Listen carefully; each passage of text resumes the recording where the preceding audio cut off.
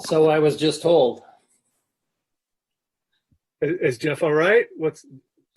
I guess we don't need to know his personal details, but he's okay. As far as we know, yes. So I have 6:30. So if you want to get started, David, we are good to go. Okay.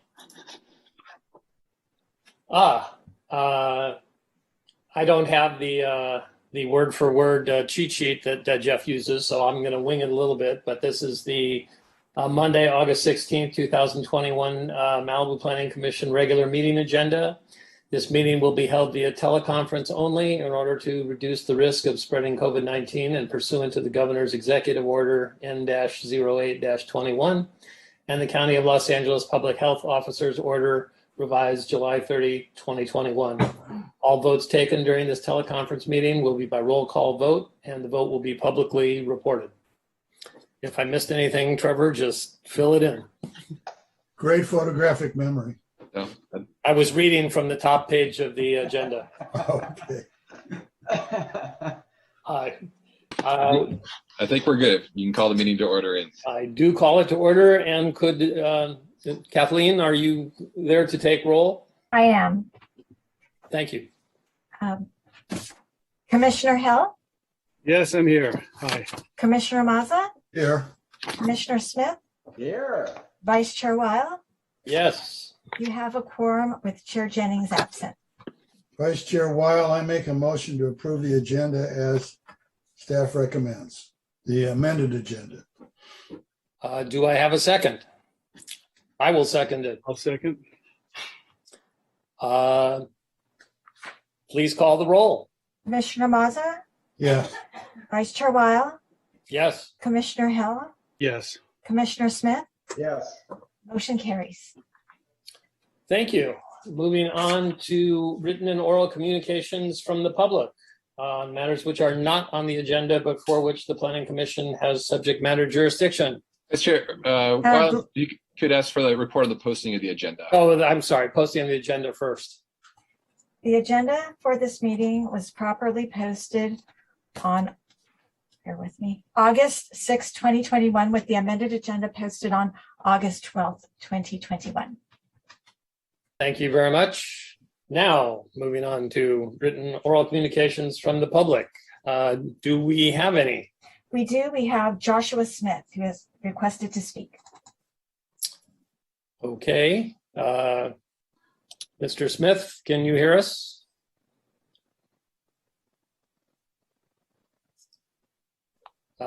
If you're there, you have 3 minutes. Yes, I'm here. Great, thank you. Hi, I'm John Smith. I'm with Yamasi Security. Just calling in the chat about plannings with property management in the area and registration with the City Hall, LA County.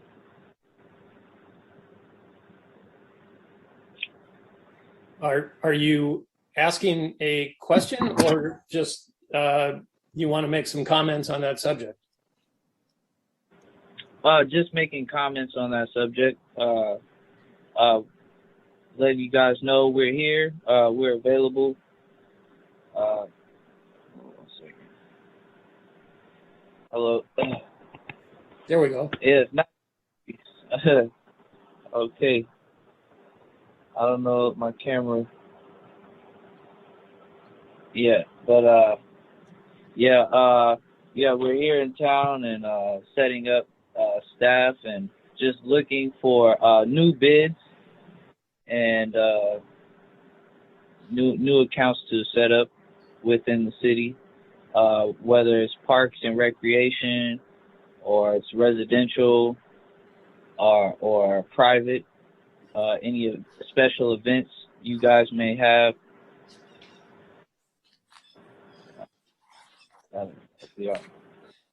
And or surveillance. Okay. Well, we appreciate you letting us know about your capabilities. Yes, you can visit our website at www.yamasisecurity.com. That's yamasisecurity.com. License number 121030.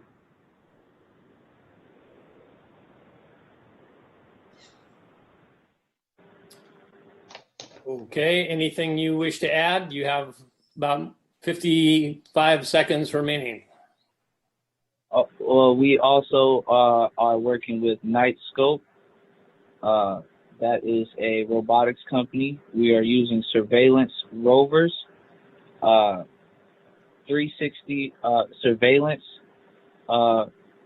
mobile surveillance, on-ground surveillance, and authority reporting capabilities, motion detected surveillance, and thermal detection. That's with Nightscope, and that is licensed through our company at Yamasee Security. Well, your time has expired, but thank you very much for the presentation. We appreciate it. We have Ryan Embry signed up to speak as well. Okay. Mr. Embry, Yes, you are on for 3 minutes. can you hear me? We can. Okay, I wanted to address the issue of the preponderance of applications just flooding your commission with wireless communication antennas for new facilities and even for remodels of some existing facilities. And Malibu had seamless voice coverage from all the way from Encinal Canyon to the eastern city limits. I could talk on the phone and drive to Santa Monica and be on the same phone call. And this was in the 90s. And Verizon, who at the time originated as Pactel Cellular and later changed their name to AirTouch for a few years, and is now successored by those sites operating by Verizon Wireless. They had the pick of all the polls. They were the first carrier in town.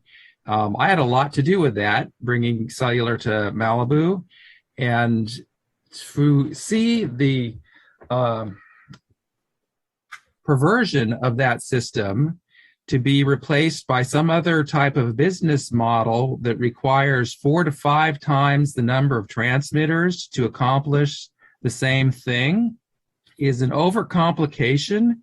And I believe it is a detriment to the city because of the complexity and the known challenges of providing uninterrupted power at all these locations, the salt air environment, the outdoor installations, and the fact that these sites may require a lane closure permit on Pacific Coast Highway to do any types of work or repairs.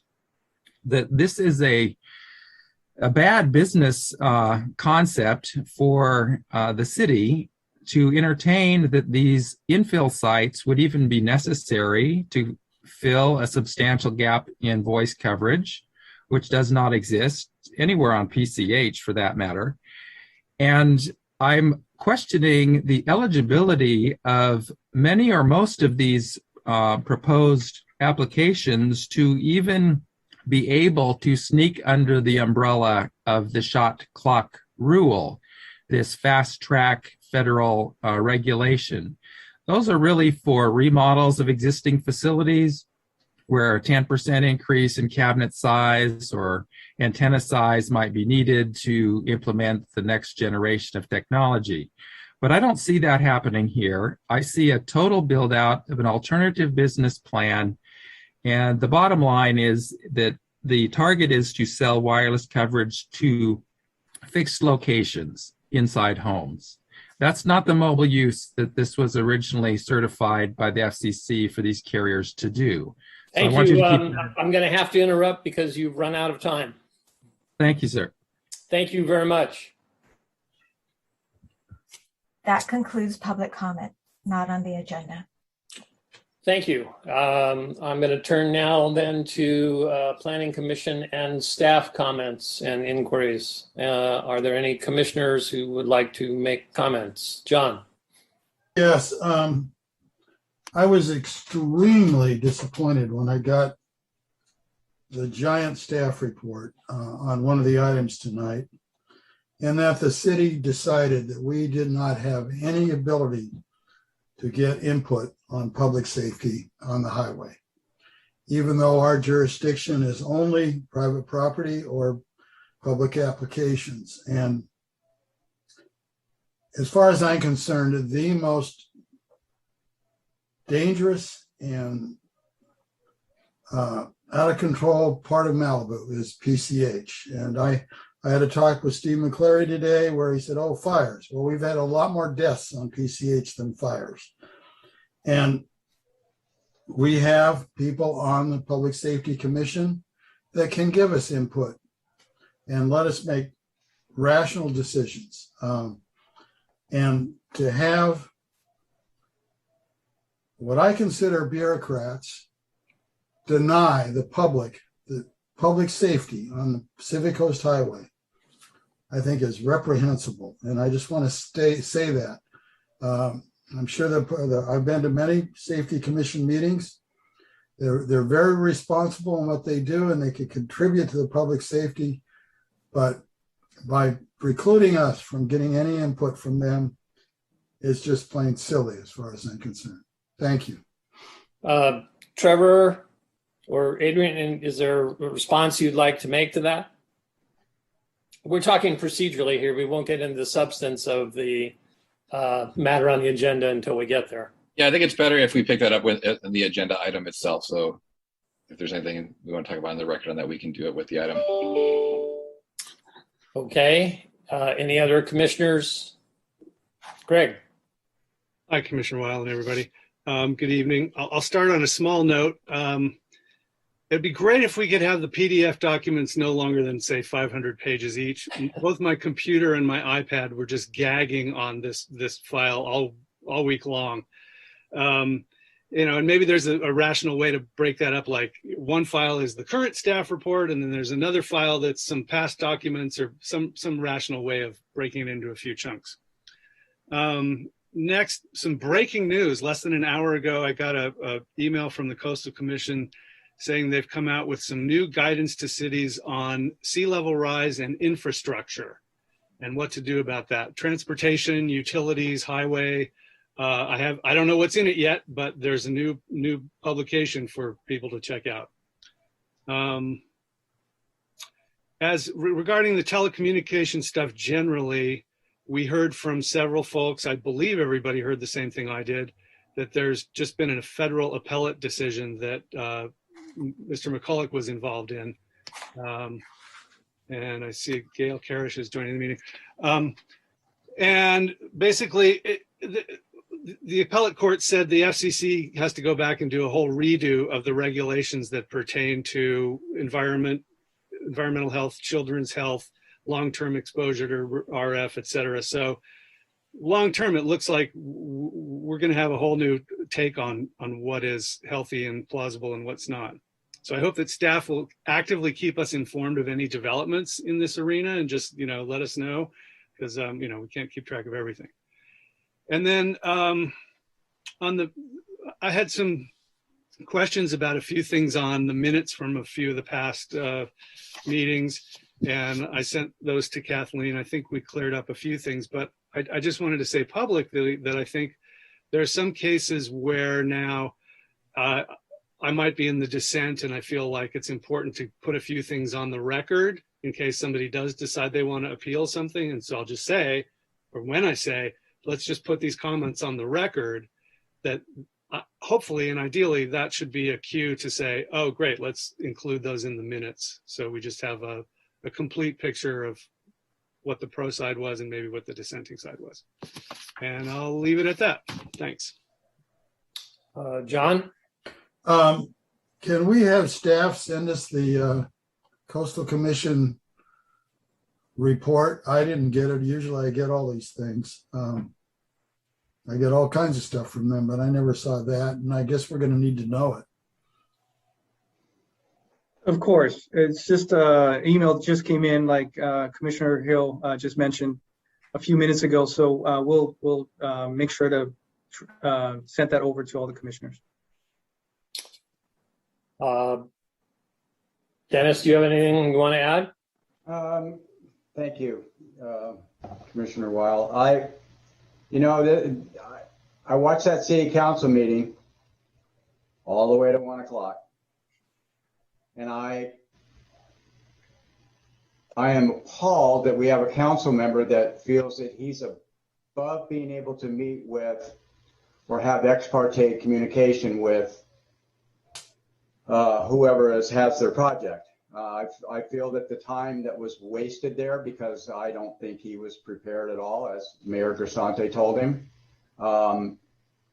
You can't be the smartest guy in the room if you don't go around and ask a few questions. You can't make up your own ideas about what you think should be right and how things are supposed to be going. So for those relentless, just ongoing hours and hours of nothing, because he wouldn't take the time to go talk to Mr. Haney.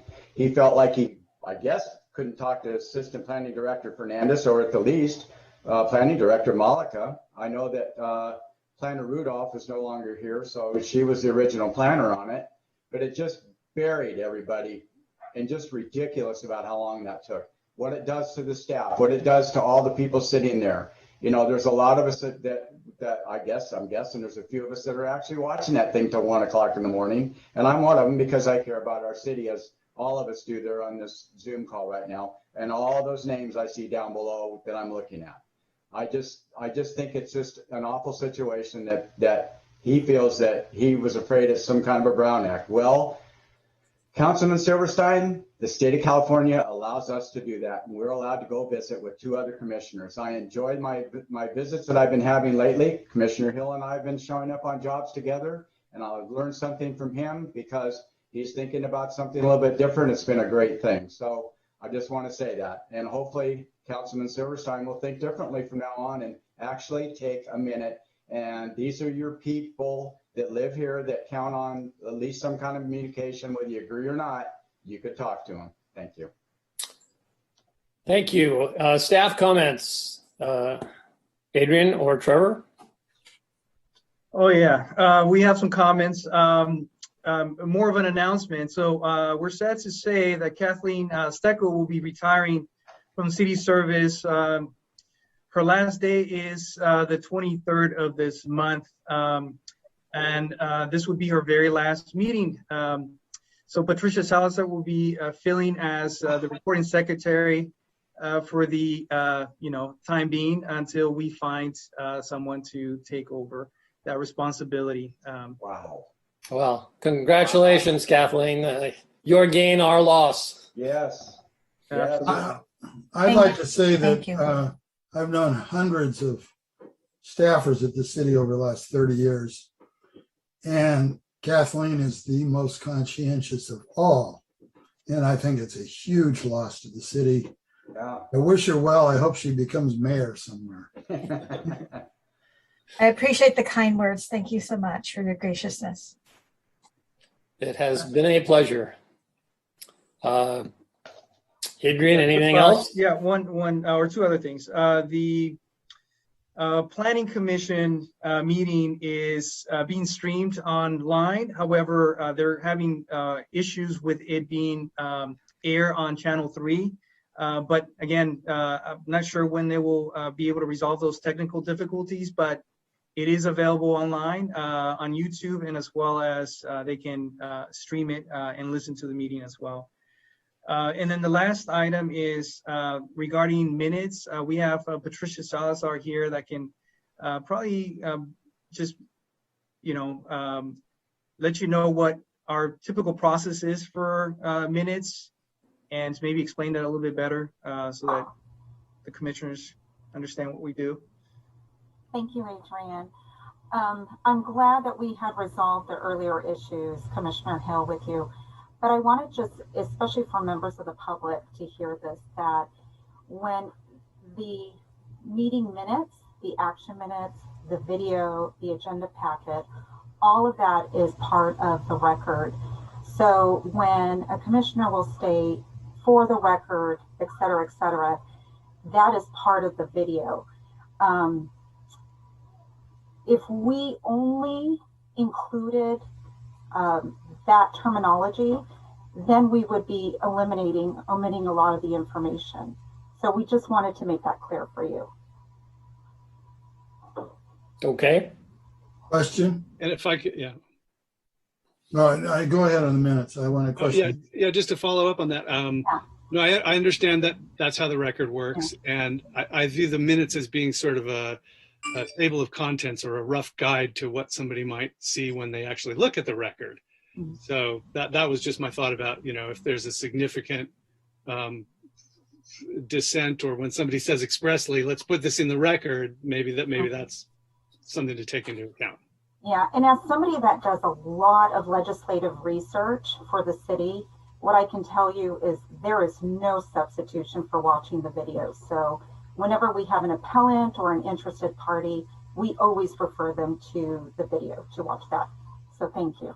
Good. Thank you. John. Comment on that. Several years ago, we switched to a new programs in the city, and 5 years of videos disappeared. So now if you go back more than 3 years, you have to do a special tap dance to get the video. So I hope we can just leave them on there from now on. Storage space costs nothing nowadays. Okay. I forgot. Oh, my question is, if somebody can't watch this on the city channel 3, how do they speak? Can they speak on 3 or just not watch it? No, channel 3 is just to watch. They have to participate in the Zoom meeting, which is still working. That's where you would participate. That still works. Yep. Okay. If that wasn't working, we would have a problem. But that was just broadcast for people that want to just watch. Okay, great. Thank you. Moving along, speaking of the minutes, I think we are on item 3B. There's nothing under 3A on the consent calendar previously discussed. Do we have a motion on approval of the minutes? Well, my question is, did Craig get his? I found some errors I discussed with him. Did you get those fixed, Craig? Because I haven't seen new minutes. Yeah, I'm not sure I got all of them, but I ended up feeling like there was nothing too crucial, given what we just talked about, that the video is what's dispositive. But okay, go ahead if you've got something. No, there was just double vote and things like that. I move the minutes be approved. Second. Thank you. May we have a roll call, please? Commissioner Mazza, Yes. Commissioner Smith, Yes. Commissioner Hill, Yes. Vice Chair Weil, Yes. motion carries. By the way, Chairman, Vice Chairman Weil, I'd like to dedicate the meeting to Kathleen, since it's her last meeting, if we can. Right on. Good idea. That's very kind. Thank you. And let's put that in the minutes. I will. Thank you again. For the record. You want to take a vote? That was a motion. Is there a second? You can call a vote on it. No, it's done. All right. Good. Thank you again. We have nothing under 4 continued public hearings, so we are on to the first matter, new public hearing 5A, which is a zoning text amendment number 21-002, amendment to the Malibu Municipal Code to comply with the California State Model Water Efficient Landscape Ordinance. We have environmental sustainability analyst Shen making, I assume, the presentation on behalf of the city. Yes. Thank you. Thank you. Good evening, commissioners. My name is Christine Shen, Environmental Sustainability Analyst for the city, and I'll be presenting the city's suggested amendment to the zoning code in order to comply with the state's Model Water Efficient Landscape Ordinance and Senate Bill 1383. Next slide. SB 1383 is the state's most ambitious waste reduction law in the last 30 years. By 2025, Californians must reduce organic waste disposal by 75% and increase edible food recovery by 20%. To achieve these targets, the city is required by the state to adopt an organic waste disposal reduction ordinance by 2022. This ordinance had its second reading and was adopted by City Council on August 9th. Next slide.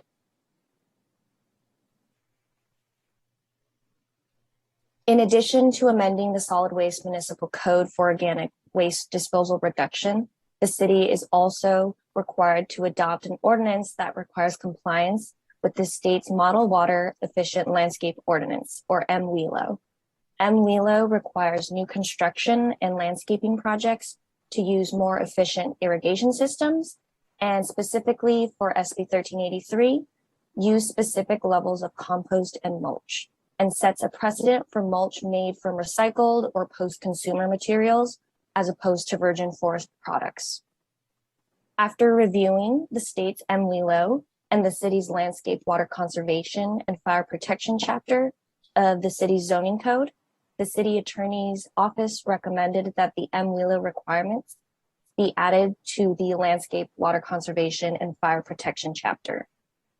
So the proposed code amendment would add a new section to chapter 17.53 to comply with state water efficient standards.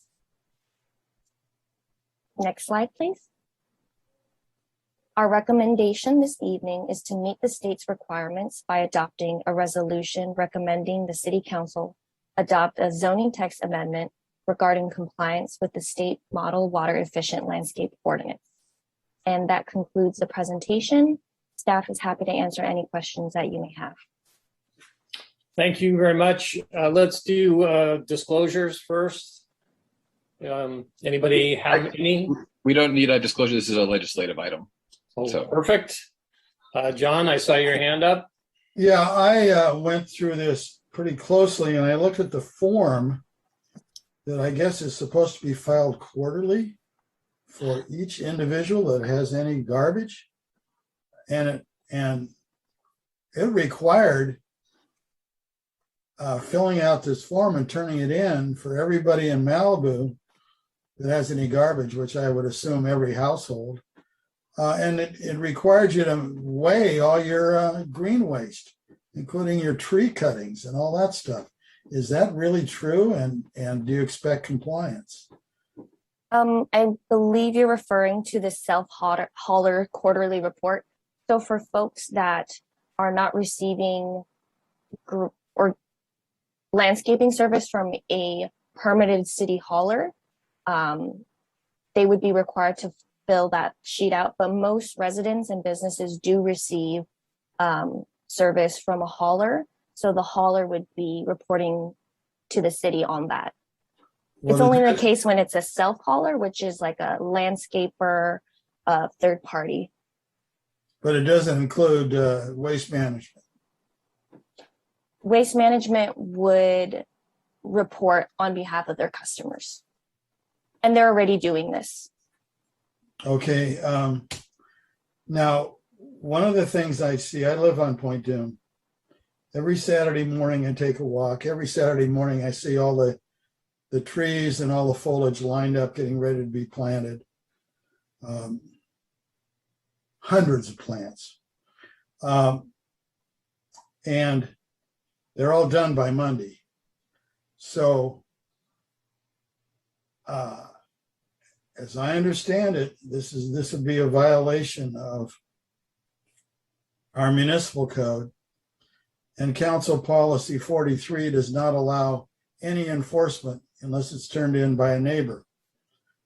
So would there be a problem adding a section that would add it to the list of exempt items that are not covered by Council Policy 43. I think there's 4 or 5 of them.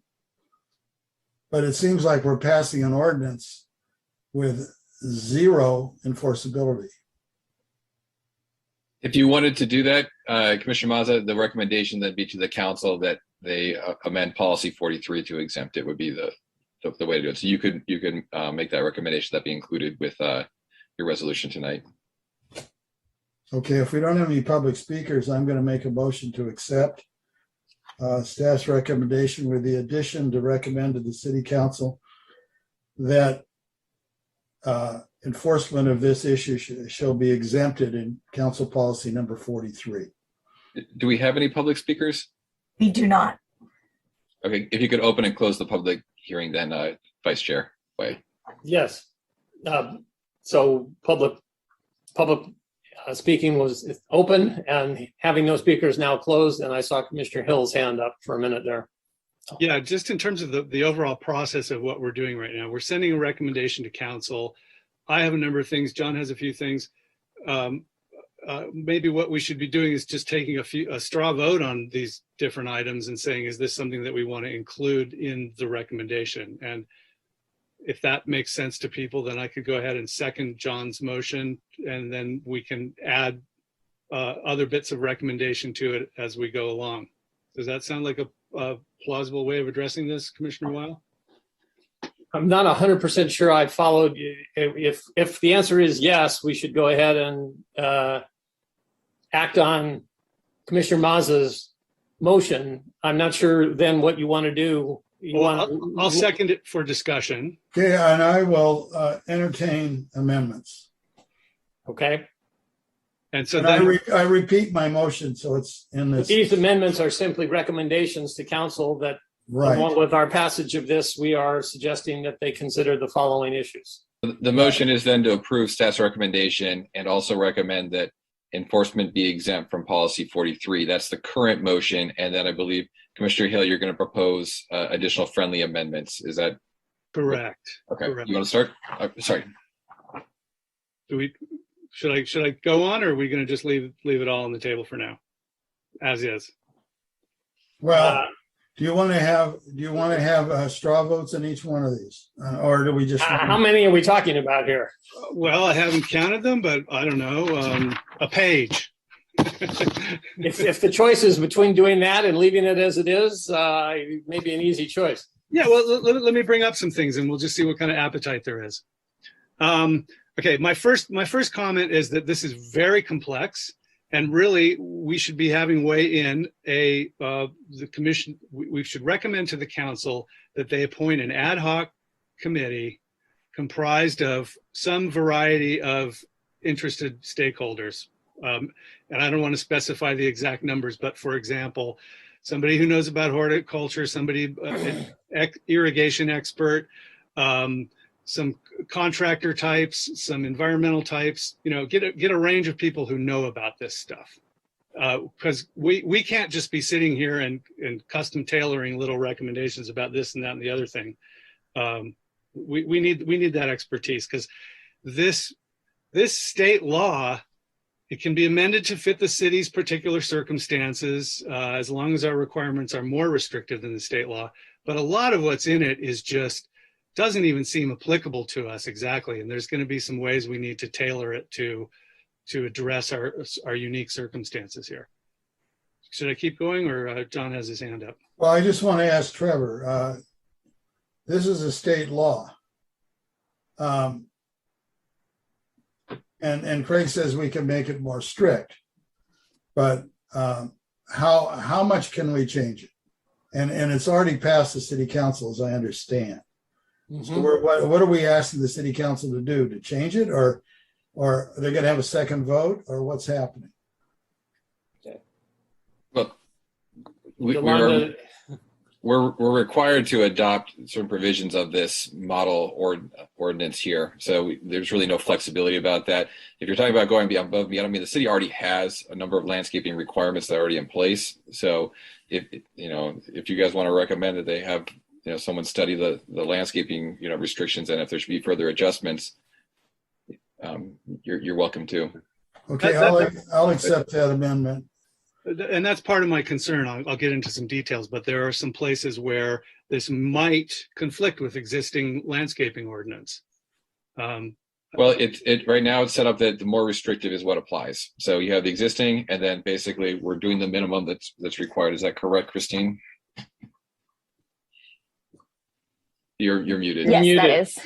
Yeah, I mean, just as a couple of examples, our fire resilient landscaping ordinance tried to be measured about how much mulch we put out there because we were concerned about fire and stuff blowing around into Santa Ana or whatever. And then this is coming back and saying, oh no, you want to have at least 6 inches thick of mulch and you can put it everywhere. And so that's something that needs to be sort of rectified one way or the other. And similarly, we expressly banned certain types of flammable recycled mulch materials, which this is saying we want to use recycled materials. So there's some parsing that has to happen there and figure out what's recycled and good, but maybe not too flammable. Greg has his hand up there. 1 sec. Or Dennis, yeah. Dennis, sorry.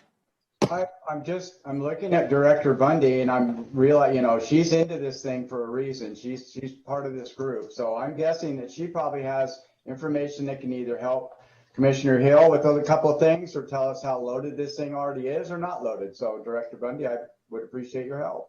Thank you. Good evening, Commissioners. And yes, the item that we're bringing to you is a zoning text amendment. And this is regarding the state model water efficiency landscape ordinance. The SB 1383, it was already presented to council for the first reading for public hearing. And there was a second reading and an adoption and passing of the ordinance that happened on August 9th. Prior to this, we had the Environmental Sustainability Committee had, I will say, 3 different presentations that was also open to the public. And we can certainly bring back your recommendations. It's just the ordinance has passed.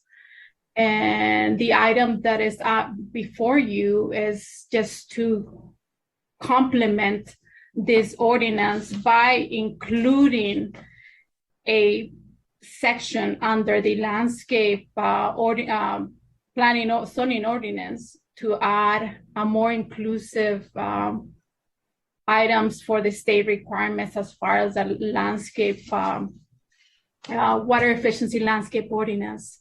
In regards of the mulch, this is also a question, Commissioner Hill, that was brought up by our city manager and one of our city attorney that was assisting us, providing us with a response. I'm trying to look for that response. So if you can give me a minute, I can find that response for you. And it's specifically following the guidelines of not bringing mulch or wood chips that will create more fires. I think the intent of this ordinance that is all throughout the state of California, is not only through the city of Malibu, is an implementation for recycling, and also to not worsen our landscape guidelines, and especially in a state like California when we have so many fires. So we are being very cautious about the mulch and the requirements that are under this provision. If you allow me a minute, I can find that response from our city attorney on this exact section that talks about the mulch. That's. Mm-hmm. Thank you. Should I go on with a few more items or? No, that's. If there are just a few more items, we got a pretty full agenda tonight, and I don't know that we want to spend too much time on individual mulch items as opposed to a recommendation generally that the council consider how the ordinance they passed is coordinated with current city requirements. Well, my understanding is that this is basically a new element in an ordinance that they've already passed previously, but we still have, this is a new section to it. So we're still getting our first cut at it here. Anyway, just some comments to consider putting in. The ordinance is expressly aimed at the urban setting, and we're expressly rural here, so that sort of changes or may affect some things. I don't know, but I think it proposes a tiered pricing scale for water, which is excellent, I think, but then it proposes putting a cap on that. I don't know that we need a cap per se. I think if we just make the cost scale steep enough that's sufficient, and if somebody needs to really do a lot of watering, they can pay for it. I'm curious what it wants us to use more gray water, but we've been told in a lot of other contexts that we really can't use it, or we can use it in some cases, but not in others. So that seems like something that would be good to flush out, no pun intended. And the definition of invasive plant species draws the boundary as plants that are not historically found in California. But I would think that if that's too broad, that at minimum we should say, define it as plants not found in coastal Southern California, or, USDA Zone 10 or Sunset Magazine Zone 24 or whatever, but that just to say California itself is really quite broad. I guess I've touched on some of my notes here. I see there's not too much appetite to go too much forward, but if we could incorporate what I've just said into the recommendation to the council of things that they should consider, I think that would be probably adequate for a resolution on this. Speaking for myself, I have no problem suggesting they consider these things. And with that kind of wording, I support your friendly amendment to John, although John was shaking his head on the cap on the water fee as you were speaking. But in any event, are these suggestions acceptable to you, John? Well, I'm wondering how to state it, because in reality, we've banned certain plants. We have certain laws in our municipal code that we just passed, like no palm trees, and you can't be within 10 feet of a house with a tree, and where a hedge can go, and all this kind of stuff. And I think what we need to do is have part of this resolution be that the council should consider including all current municipal code requirements, cover them all. Because we've had votes on them all. Everybody's approved them all. They've all been codified. And I assume that if we just pass this the way it is, they wouldn't all disappear from our codes. Is that right, Trevor? Yeah, they're not going to. It's the more restrictive that's going to come into play. And then there's also issues with, we have our LIP in place here too, which has further restrictions about, what type of plants can be planted and things along those lines. That's why I shook my head on, sky's the limit on water cost. Well, yeah, that's not more restrictive. That's whichever is more restrictive is what Trevor is saying. Yeah. And my point would be that because we have these complications, the issues themselves are complicated, and then we have these different ordinances, that's why you would want to have a body of some experts to help rectify those things and figure out how which is one of your recommendations back to the council, which I think is a good one. Is there a second to John's motion? I'll second. One last comment to finish when I started, that this is a rural setting, not an urban setting. And one example of that is that this asks that we create conditions to support life in the soil by reducing compaction.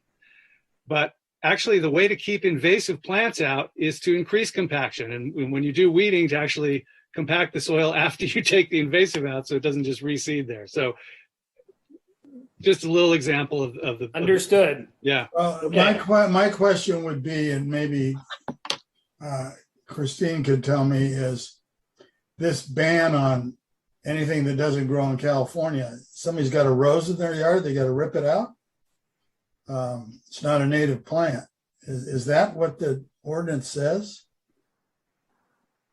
I believe it is for new projects.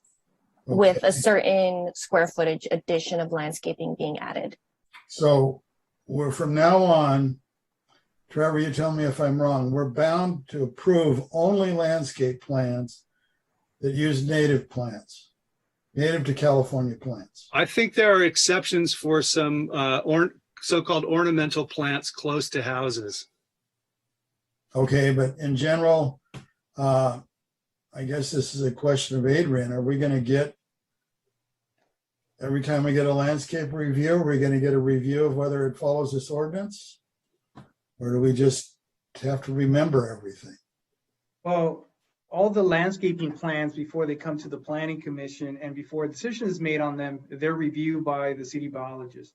Yeah, but he'd approve anything. There's a ficus tree, for example, is a ficus tree a native plant? I kind of doubt it, but we've got 1,000 miles of it in Malibu. Okay, but I think we got to move this along. Yep. I think the answer to the question is the biologist has to review it, but we're making the recommendations to the council that they look into how these new provisions coordinate with the existing Malibu requirements. And your point is well taken on several of the issues that both you and Craig raised. Trevor, you wanted to say something? Yeah, I was going to see if I could help summarize the motion, Commissioner Mazza, if that's okay. I think what you're requesting was that it'd be staff's recommendation, and with the addition of also recommending that the council make enforcement not subject to Council Policy 43, and also that an ad hoc committee study landscaping issues such as water rates, mulch, and compaction that are brought up in this, and how it's compatible with our current existing landscape requirements. Would that accurately reflect the motion? Yeah, compatible or does not conflict with. I don't know what's better language, but which is better language, Trevor, yours or mine? I think either, studying, I think maybe we can phrase it as that they have an ad hoc committee study landscaping issues, and including water rates, mulch, and compaction that are in the Muelo model ordinance, and any potential conflicts with our existing landscaping requirements. Okay, is there any, before I make that motion, and I'm going to make that motion the way you said it, is there any time constraint on passing this? Because, setting up an ad hoc committee and We're just making the recommendation that they said. yeah, but I'm just wondering if we're recommending something they can't do. Is this under some kind of state mandate to approve it by a certain date? Yes, January 2022. Thank you. Okay, that's Okay. good enough. That's my motion. I think staff can also maybe provide some more background on these issues too when it goes to the council. That might be helpful also. Can we have a roll call, Kathleen, please? Was there a second for John's motion? I seconded it. Craig did. There we Yeah, go. I did. Perfect. Commissioner Mazza, Yes. Commissioner Hill, Yes. Commissioner Smith, Yes. Vice Chair Weil, Yes. motion carries. You know what? I had another whole page on this, but I will instead submit it as recommendations to the council when they address this matter. Thank you, I guess. You're lucky. Mr. Hill, you can also submit that to staff. That may help them in the preparation of the report. Yeah, good. Thanks. Okay, item 5B was removed from the agenda. The application was withdrawn regarding the chili cook-off site. So we are on to item 5C, wireless permit. Hang on. Can I clarify that? I spoke to Casey, and she said, or we emailed, she said that she had not withdrawn it. So, and I thought we'd be hearing something about it again tonight. So why is that? Who withdrew it? What's going on 5B? So I had the case planner contact the applicant. I'm not sure what their name is, but with Boys and Girls Club, and they confirmed that they withdrew their application. So at this time, there's no application to proceed. That's a mystery. There was some miscommunication between other parties, but we got confirmation that in fact they withdrew their application with us. Well, just as a point of clarification, did we end up that the rideshare pickup drop-off point is the county library parking lot there? Is that what we ended up with? I don't remember. We ended up with whatever we voted on, right? Yeah, it hasn't changed. Whatever we ended up at the last meeting is where we are. That's right. I think maybe we had said, let's try that and see if that is legitimate, if that works, if. I think you gave discretion to the planning director also to deal with if there's an issue on Yeah. it. But we Yeah. shouldn't talk too much about it. It's not agendized. So Well- if you have further issues about it, I think staff can clarify or Richard if there's concerns about where the parking is and where that ended up. I just have to say I'm left with a weird taste because you're saying the applicant pulled in and I expressly communicated with her and she said, no, I expressly did not pull anything. So if you, I mean, you know what you know, but it's just odd. I'm with Commissioner Hill. I talked to Casey myself and she said that it was going to be something that the planning director or the director was going to make the call. So I'm with Commissioner Hill. Or Well, maybe Adrian's right. The confusion might be she didn't pull anything. She just is expecting that it will be decided by the director. No. There was a very clear communication with her this morning about whether they wanted to pursue the application. This isn't a director's decision, so there is no way for us to decide whether they can actually use the Racquet Club for parking, which is, the reason for the application. So there was communication within their organization, and the applicant, whoever submitted the application, had, reached out to us and confirmed that, in fact, the application was going to be withdrawn. And so that's all we know. They understand what this means, that we are not going to be able to bring the item back to you before they have their event. So we wanted to make sure that this was in fact what they were asking, and we got confirmation that's the case. Okay, that's where we're leaving it. If staff has come to us and saying that's the status, then that's the status. Item 5C, wireless permit number 21002, coastal development permit number 20035, waiver number 21001, variance number 20023, and site plan review number 20045, application for a new wireless communications facility on the rooftop of an office building, including a ground-mounted backup generator on a commercially zoned parcel. Assistant Planner Eaton, I think, is going to be making the presentation. Yes, good evening, Vice Chair Weil, members of the Planning Commission. Next item tonight is for the wireless permit to allow the installation of the macros facility on the rooftop of a commercial building. The project requires a coastal development permit, a wireless permit, and 3 discretionary requests. Next slide, please. The project is located along Pacific Coast Highway on the ocean side of the road in the northern Point Dume area at 28990 PCH. It's close to the intersection of Canaan Dume Road and PCH. The parcel is zoned commercial neighborhood and is a preferred location for wireless facilities according to the MMC and LCP. The parcel already hosts a wireless facility occupied by T-Mobile on the rooftop of Building C. The application tonight is to allow an additional facility hosted by Verizon Wireless on a separate rooftop, Building B. Next slide, please. I just wanted to give a brief overview of the project. The application was initially submitted in June of 2020.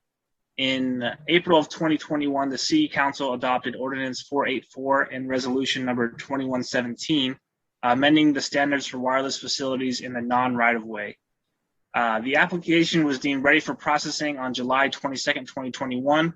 The local coastal program amendments adopted by the City Council have yet to be approved by the California Coastal Commission, and therefore the previous standards are still in effect. However, the amendments to the Malibu Municipal Code went into effect in May of this year. So the application is being processed with a wireless permit and waiver request per the MMC and requires a CDP, which triggers the need for a variance and site plan review as per the current LCP requirements. Next slide, please. Verizon Wireless is proposing 13 new antennas and associated electrical support equipment to be installed on the rooftop of Building B at the office buildings located at 28990 PCH. Additionally, Verizon is proposing a ground-mounted backup generator to service the macro site in case of emergency. The ground-mounted equipment will be screened on all sides. Next slide, please. As previously mentioned, the project requires 3 discretionary requests: a waiver and variance because the antennas will protrude more than 3 feet above the roof parapet, and a site plan review to allow a wireless facility in a commercially zoned parcel. Next slide, please. This slide shows existing coverage per Verizon's coverage interpretation. Green is good, yellow is fair, purple is poor. Next slide, please. Here you see the proposed coverage with the addition of the macro rooftop site. The coverage will be increased along PCH and in the northern neighborhoods that border Canyon Dune Road. There is small increases in coverage to the south and northwest as well. Next slide, please. Here's a site plan showing the entire site. The antennas will be placed on the rooftop of Building B, and the backup generator will be ground mounted to the west of Building A. Next slide, please. Here's more of the zoomed in view of the layout of the antennas on the rooftop with the associated equipment. Next slide, please. This here is an elevation showing Verizon's proposed site with the currently installed T-Mobile site on the rooftop to the left. Verizon's antennas require a waiver and a variance because the antennas protrude more than 3 feet above the roof parapet. Staff made multiple attempts to get Verizon to comply with the height requirements of the MMC and LCP, but Verizon was not able to find a feasible alternative to meet their coverage objectives and reduce the height. Because all the technically feasible alternatives were exhausted to no avail, staff was able to move forward with the current design and make the findings for the discretionary requests. Next slide, please. Here's a photo simulation. The antennas are visible from PCH as shown here. PCH is an LCP indicated scenic road. Next slide, please. With that, staff recommends adoption of resolution number 2163, approving the project as conditioned, and staff is available to answer any questions you may have. Thank you. Trevor, do we need disclosures here? You're muted. Yes. Yes, thank you. And I also want to let everyone know that Gail Karish is also here from BBK to answer any wireless issues that come up. So yes was the answer to the initial question. Yes. Welcome, yes, by the way. Commissioners, any disclosures? John? On a cell phone, it doesn't work. Okay. Beyond that, Greg? Yeah, hi, Gail. Yeah, I had some email with Susan Foster and Lonnie Gordon in which I learned of the FCC action. I think you guys were all notified of that same stuff, though. And Ms. Gordon pointed out a noticing issue potentially that the tenants of the building were apparently not notified. And I don't know the factual basis of that, but that's what I heard from her. Okay, Dennis? You're muted. That was a nothing. Nothing for me either, except receiving the same communications Craig was talking about. Yeah, nothing. Patricia, how many speakers do we have on this matter? We have 10 speakers. We had a request by Lonnie Gordon to see if you would allow someone to forfeit their minutes and give her an extra minute, as well as Jenny Vasinko was wanting to forfeit her minute for Dr. McKenna. I know that that's not what we normally do, but they wanted me to ask if you would indulge them in that. I'm going to defer to council on this because I know we've gone sort of both ways a little bit here, and I'm not sure what our policy is now. My recommendation would be that we stick with the system we have where we don't allow donation of time. There was, when we were considering the ordinance, we did allow some consolidation, but that was for purposes of, examining the ordinance. That was a legislative matter, and they had brought in subject people with some expertise and background. That was the reason for it. So this is a standard application, the same as any of our coastal development permits. So I would recommend sticking with the our standard practice of not allowing donation of time. Okay. Well, John and Craig, before we get, is there a speaker on behalf of the applicant here? It does not appear that they are going to be speaking on their behalf.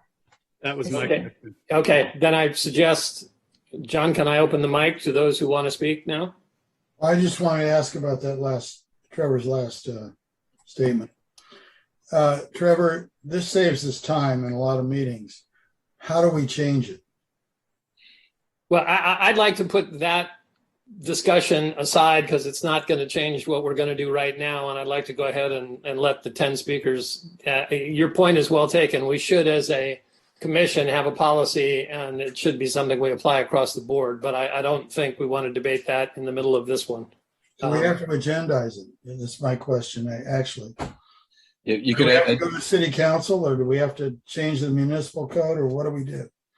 you could agendize an item to talk about it. But the city council, I believe, picked it up recently, and maybe at the next meeting, Richard could give a report about where we are, the latest about our Zoom processes, because I think this was picked up by the council a few months ago, and so he can provide an update. If you want to agendize something after that, then that would be appropriate. Briefly, Craig? Yeah, I think Jeff Jennings would say that we get to make our own procedural rules. That's not a question for the council, but be that as it may, David's right that this is, maybe we could agendize this now. I'll second John's motion to agendize, and let's talk about it the next time. I'm not sure we need to vote on that. We're all in favor of reaching a decision on this, however we're going to do it. If it, can staff simply put this on the agenda, or Trevor, you can, so we can deal with it? You would like to agenda as an item to discuss planning commission procedures? Yes. Over Zoom? Yes. Okay. Well, yes. Yes. Okay. That's the motion. Is there a second? You can do a roll call vote, but we should. I'll make that motion. I'll second it. I mean, we have a roll call. I want to amend that, though. I want to leave the word Zoom out because we're not going to be on Zoom forever. Well, if it goes back to in-person, then it goes back to the in-person procedures with donation.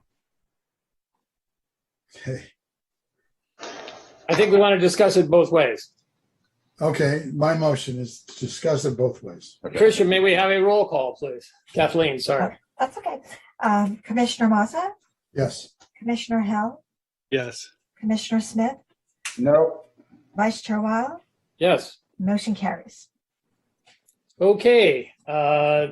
The group of speakers that we have on this subject.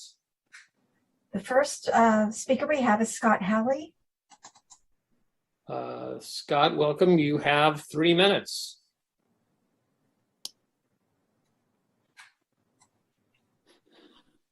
Can you hear us, Scott? You need to unmute if you can hear us. I'm trying to unmute. There you go. We got you. Okay, cool. All right. Can you hear me okay? Yes. All right, good. Thank you so much. Well, first of all, I'm in that building, and it was a shock to me when I found out that they were going to put this in the 5G system on my building that I'm going to move out of if they actually do install it, because I'm totally against this whole idea of 5G. And I'm really curious to know, is the existing one that's actually on my building, I'm in building C, is that a 5G? I don't think it's a 5G one. I don't even know what that one is. Is that a 5G or a 4G? I just don't like the idea of having my whole staff underneath a thing putting out all these sort of, what's that?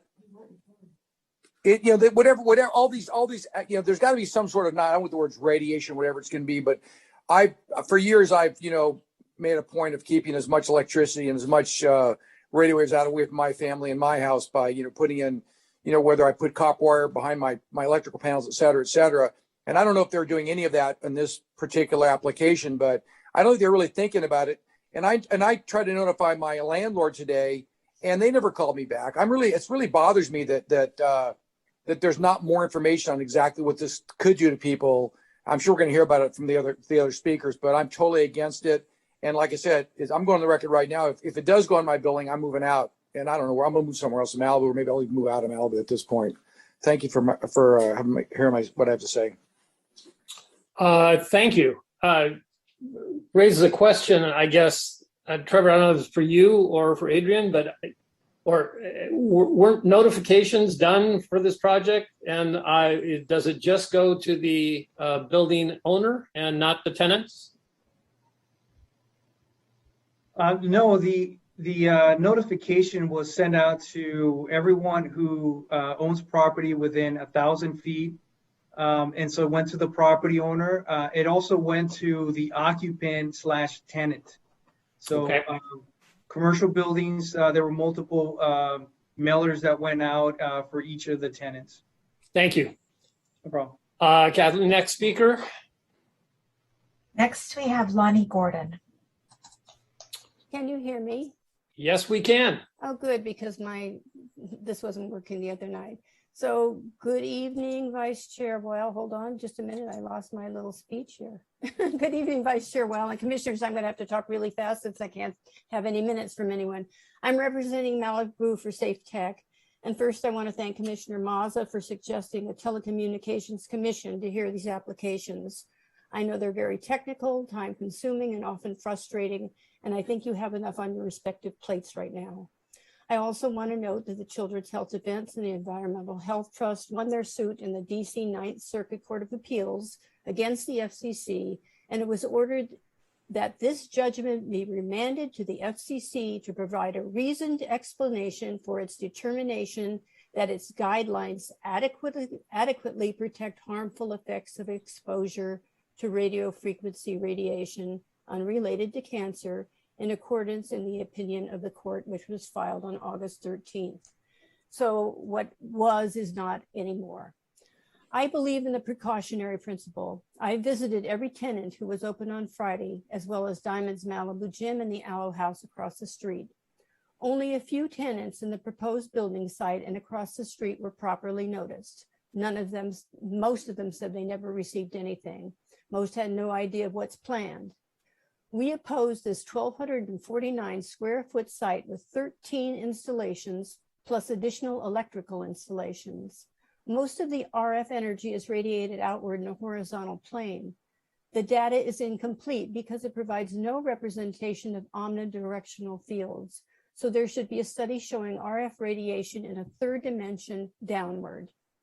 FCC maximum exposure was evaluated only for walking at ground level, not for working in a building immediately beneath. There are office spaces on the floor right below. Here, tenants might be 10 to 20 feet away, and that is physically very near the antennas. Also proposed to be located above the roof of the building are 3 microwave dish antennas for interconnection of this site with other Verizon networks, quote, across the region, whatever that term means.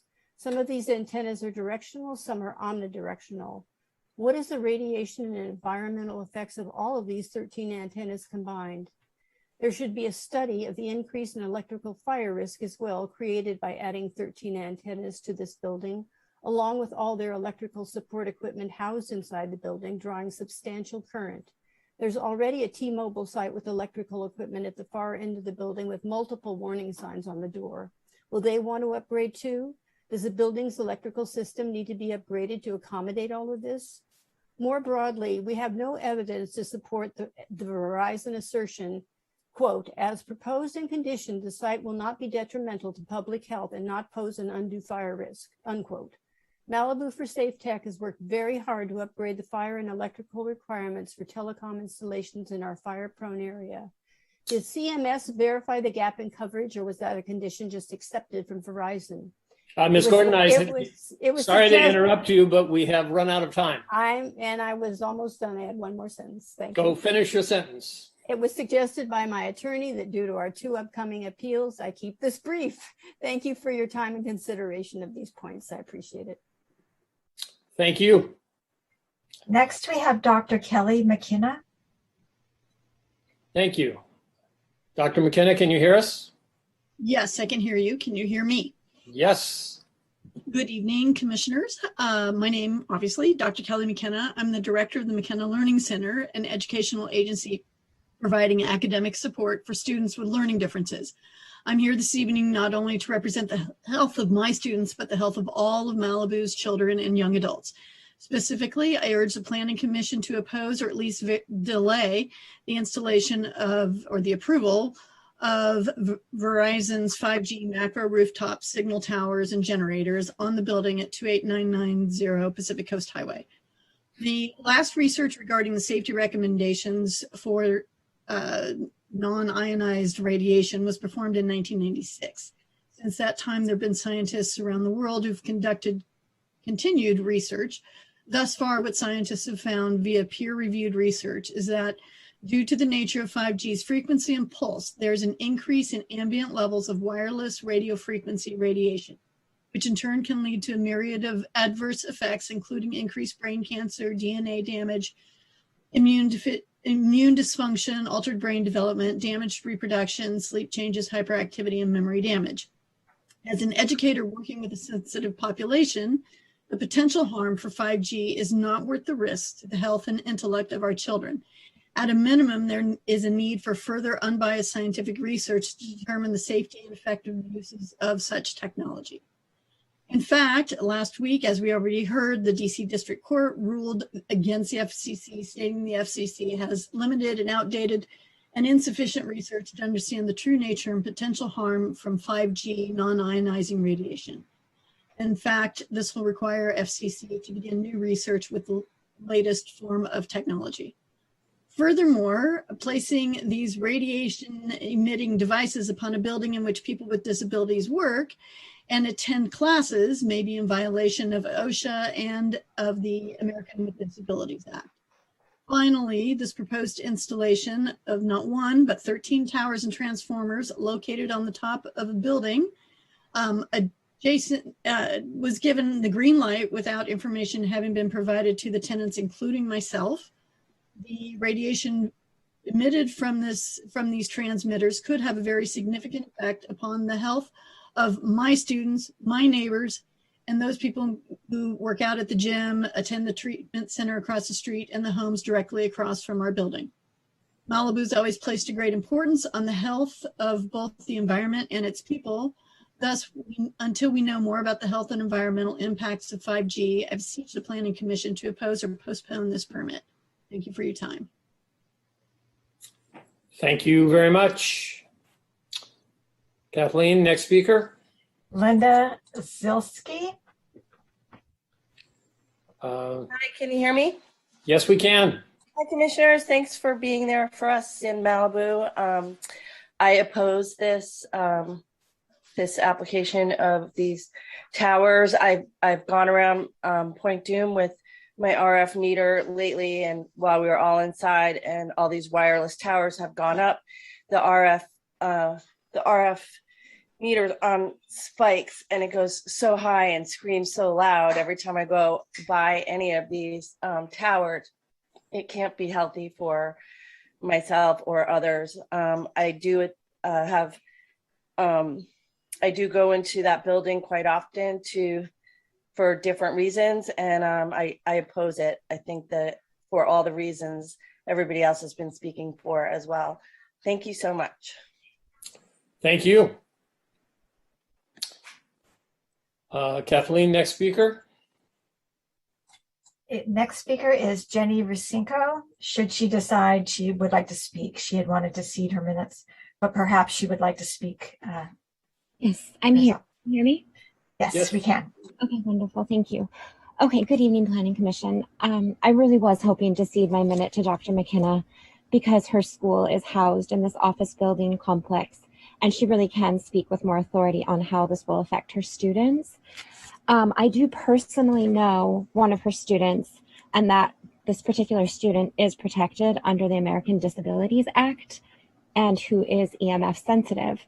So in light of the recent ruling that requires the FCC to reassess their environmental and personal health guidelines in regard to radiation exposure, the health concerns of this particular child, who I'm choosing not to name for her privacy, and all of Dr. McKenna's students is a reason to please oppose this macro installation. In addition, just as I've been watching this, looking at the image that we saw of what this tower or installation is going to look like, how it protrudes like it does from the rooftop. It's very unsightly. And as the presenter said, PCH is a scenic byway after all. So if we can't go off of health and safety reasons, aesthetic reasons are another reason to oppose this, please. So I'm asking, along with all the other speakers, to please do not approve this installation. Thank you so much for the work you do for our city to keep us safe and healthy and the beautiful city that we are. Thank you. Thank you.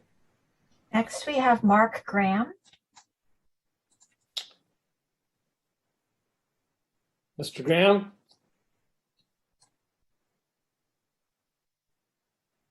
If you're there, you're muted. I don't see a Mark Graham in the meeting. I don't either. Yeah. He didn't indicate there that he'd be speaking under another account. So perhaps we'll go on to the next person. Yes, and come back if Mr. Graham resurfaces. Okay. Mr. Graham, if you're here, if you could click the raise hand button, that could help.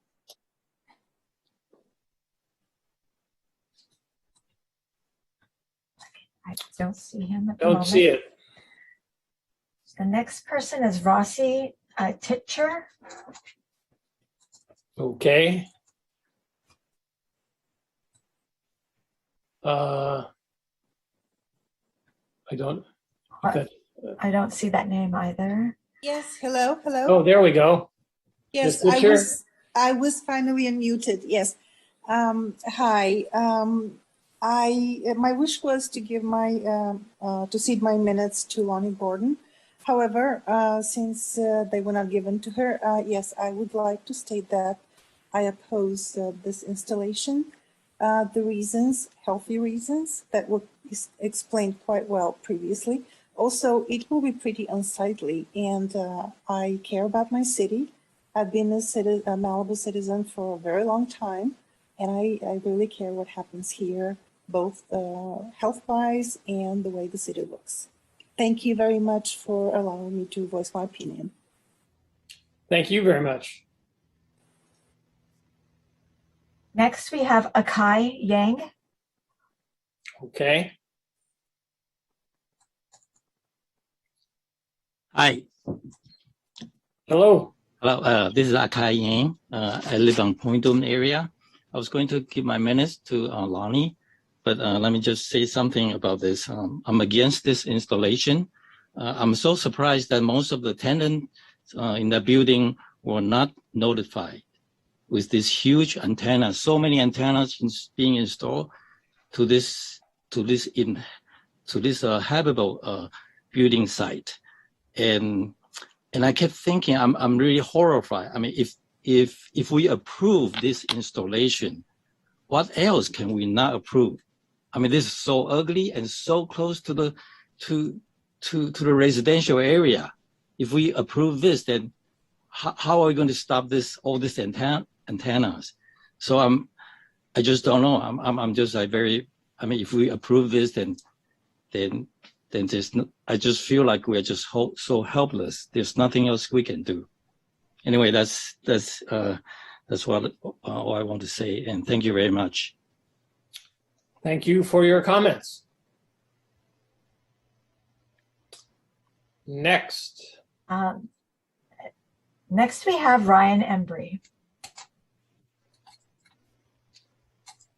Okay, Ryan, we assume you're still there. Yes, I'm here.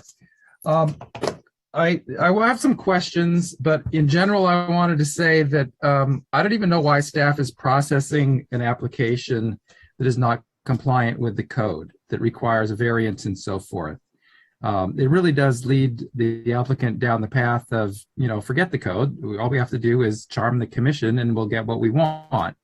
And I think that at some point you have to say, this cannot be complete because this doesn't even comply. But that's a whole other story. We heard from a primo builder in this town, Scott Halley, And we also heard from the city staff. We've not heard from the applicant as to why they can't put up antennas that are similar to those that T-Mobile has that do not extend more than 3 feet above the roof line, and why you would pervert and create a New York skyline from 3 buildings that are essentially identical and then would be different if you would approve this. So I suggest you do not approve the antennas.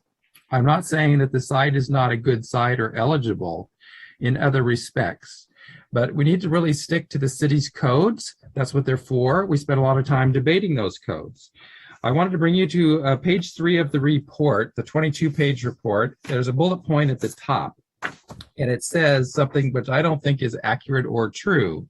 And it says permit number 90-166 was approved in December 1990. Well, that's before the city of Malibu was incorporated. I'd like to see that permit because I don't think anything was installed, and it wouldn't have been for T-Mobile. They didn't exist.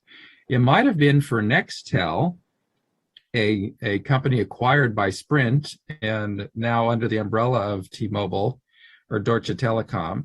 But it could have been for Singular. But if that approval was granted, but it was never installed, I don't think that you can springboard upon that. And how that worked for the other applicant. And that was a different time. It predates the city. So any standards from that are not germane to Give Me the Same as far as the current applicant. Co-location would only occur possibly on building C. The definition of communication site includes the entire parcel, which would be an absurdity. The alternative to this, however, that was not analyzed was the fake tree out in the parking lot somewhere, maybe next to where the generator's supposed to be, and maybe near where what I remember to be the trash cans. They're out near the street, near Port's Head. If you had a Disneyland certified fake tree that you really couldn't tell unless you stared at it for more than 5 or 10 seconds, that would be an alternative, and I don't see that as being proposed. So I do not recommend you approve it as applied for. Thank you. Thank you very much. Kathleen. That is the last speaker. I don't believe the one previously is back in the meeting yet at this time. Okay, shall we then close the public hearing and move to consideration within the commission? Anyone have any comments? John, I see your hand. I have a couple questions. First, we were told, I think at the last meeting, that there were three applications that are grandfathered before the city's ordinance. Is this one of those 3? Or is this under the new city ordinance? This application is being processed. This application is being processed with the new ordinance, but the LCP amendments have not been adopted. So technically it's being reviewed under the old ordinance as well. Okay, and Trevor, how does this stand? We've had information about how the cell tower companies lost a case and it was referred back to get new definitions, but are we still under the old definition where we can't consider health concerns? That's correct, Gail. Do you mind expanding a little bit about the recent decision here? Sure, I'm happy to add some clarification. So the FCC order that was before the DC Court of Appeals that issued its decision on August 13th, I believe, Friday. It was an order where they terminated a notice of inquiry about RF emissions, their RF emissions guidelines. And I think it's important if I may take a moment just to read what the court said in their order, because I think it will help explain sort of what the current status of the law is. And just in summary, the ban on local governments regulating RF emissions was not before the court. It was their reasons for terminating a notice of inquiry. So the court said that for the reasons given above, we grant the petitions in part and remand to the commission, the FCC, to provide a reasoned explanation for its determination that its guidelines, its current guidelines, adequately protect against harmful effects of exposure to RF radiation unrelated to cancer. It must, in particular, one, provide a reasoned explanation for its decision to retain its testing procedures for determining whether cell phones and other portable electronic devices comply with its guidelines. Two, address the impacts of RF radiation on children, the health implications of long-term exposure to RF radiation, the ubiquity of wireless devices, and other technological developments that have occurred since the Commission last updated its guidelines. And three, address the impacts of RF radiation on the environment. These are all issues that were raised in comments in the notice of inquiry. And the court goes on to say, to be clear, we take no position in the scientific debate regarding the health and environmental effects of RF radiation. We merely conclude that the Commission's cursory analysis of material record evidence was insufficient as a matter of law. As the dissenting opinion, and there was a split in the court, one of the judges decided that the FCC had made no errors. It said, as the dissenting opinion indicates, and this is the majority speaking, as the dissenting opinion indicates, there may be good reasons why the various studies in the record, only some of which we have cited here, do not warrant changes to the Commission's guidelines, but we cannot supply the reasoning in the agency's stead. And here the Commission has failed to provide any reasoning to which we may defer. So in summary, they've told the FCC that their decision didn't contain enough rationale. And it may be that in that existing record, they will find the rationale and explain themselves better. It may also be that they decide to do something different, but it's not clear at this moment what the FCC will do with this remand. But I just wanted to be clear that it doesn't necessarily require them to reopen their inquiry to take in new evidence. They may be able to comply with the court or even with their existing evidence. We'll have to see what they do. But it doesn't change the law as it exists today. The existing guidelines are still in effect, and the limitation on local government regulating in this area, if an applicant meets those guidelines, is also still in effect. I'd like to just be clear on that point. So we do not have the authority to consider this matter from a health and safety point of view. That's correct. Correct? That's correct. So long as there's a demonstration in the record that they meet the FCC guidelines, and that was the purpose, I think, of the report that was filed. Great. We can't consider the health implications, but you said health and safety. Safety, we can look at things like fire safety and other aspects. Oh, yeah, absolutely. Sorry. Yes, I didn't mean that. Yeah. Okay. John.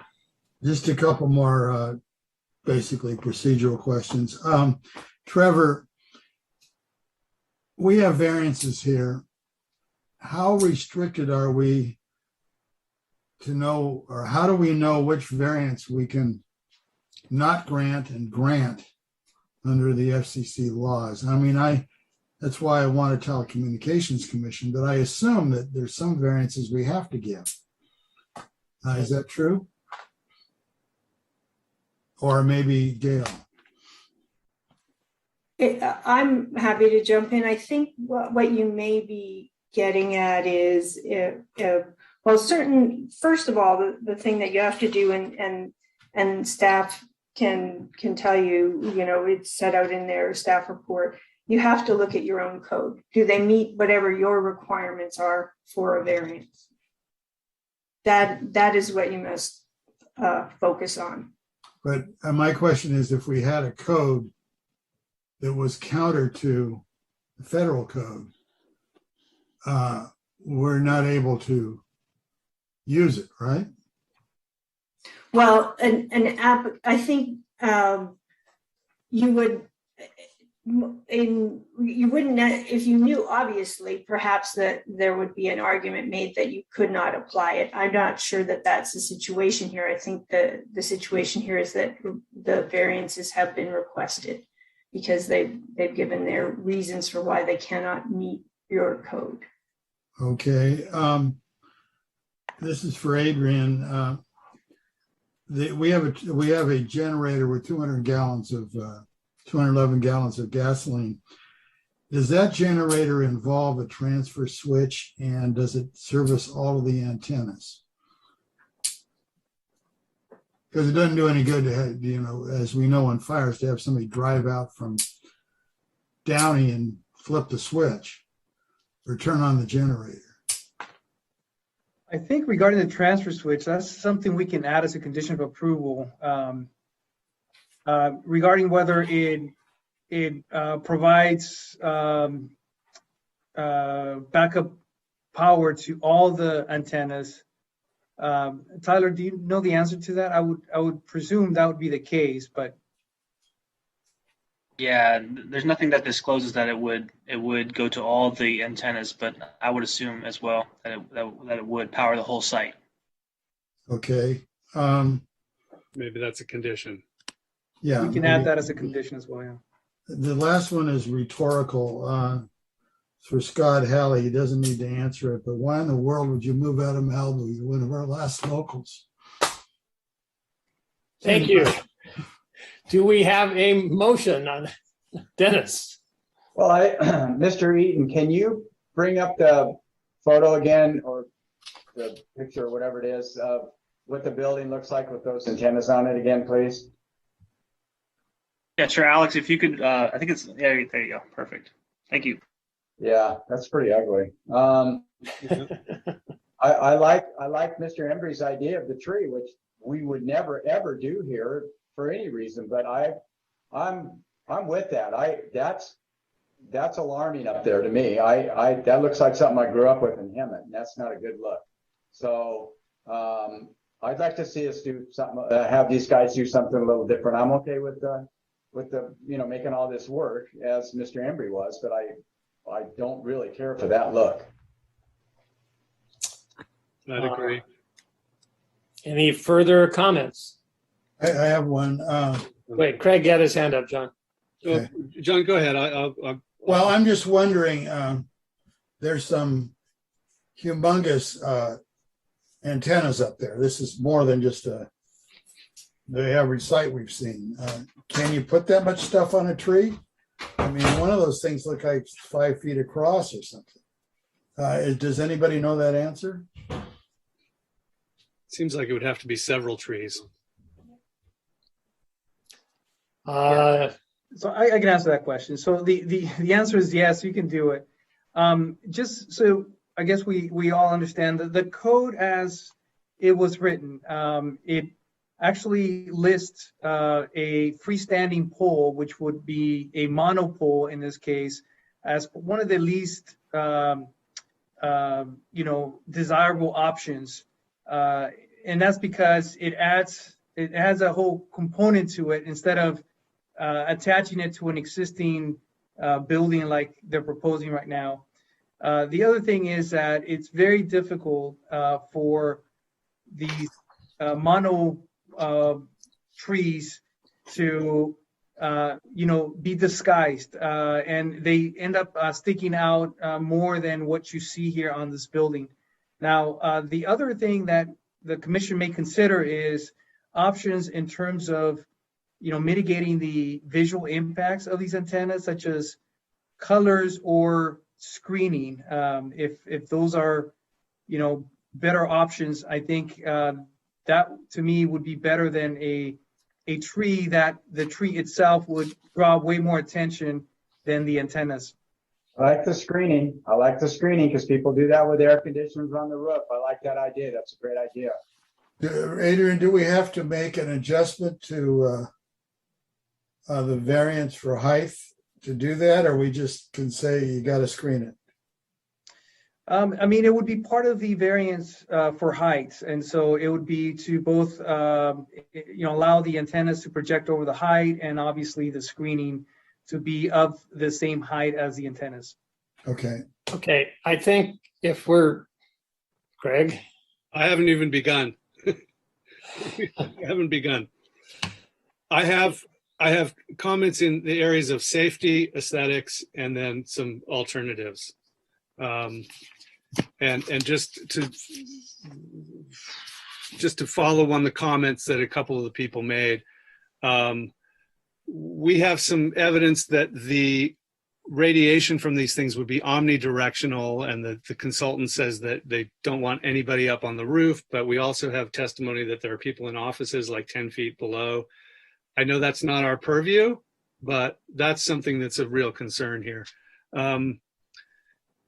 On the safety question, is there any evidence that this would not present an increased fire risk to the building, given we've got 13 antennas and a substantial increase in the powered electrical circuitry in the building? It seems like you're turning this commercial building, educational, pets and so forth, into almost sort of a mini power transformer substation with all the electricity that this might require. Is there evidence that this would not increase the fire risk? Hard to prove a negative. Right, but so as conditioned, this project will go through a building plan check review, as we said for the other ones, and building safety is really the ones with the expertise to review for electrical safety. This application was submitted before the new ordinance, so we didn't require at the time of the submittal to go through the plan check process prior to entitlements as we would if it came in today. But as conditioned, as I mentioned, there will be an electrical safety review, and they won't get actual permits until that plan check is completed. Also, there's already a condition of approval requiring that they provide electrical plans and structural plans. And so that's something that was added as a condition. And that condition is also a requirement in our code as well. So again, I think what Tyler mentioned before is that the application is required to comply with all our new rules as well as all the old rules. So it has to comply with everything. At a certain point, even if it's approved on paper, it becomes like an aesthetic problem psychologically for maybe somebody in the building to think, the aesthetics of working in this place with this power plant is tricky. Anyway, and on to aesthetics. I agree with some of her. This would make it look like the Malibu branch of the NSA with all those antennas up on the roof. And I think from aesthetically speaking, it is also too close to the other antenna on the other building, and under LIP section 3.16.50, wireless facilities should be placed at least 600 feet from another facility unless clear need is demonstrated. This looks to be about 80 or 100 feet max. So I don't know that we've seen the clear need to override the aesthetic issues on here.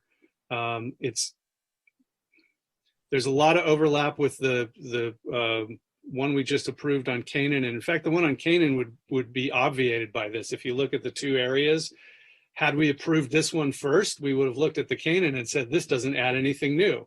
So we've added another pole up on Canaan for no particular reason. But so I have real problems with this on the aesthetics. By way of the height variance, I would want to know, let's see, the feasible alternatives. One of the alternative 1B was to say, let's resculpt the roof so that it's basically a shroud transparent to radio frequency energy.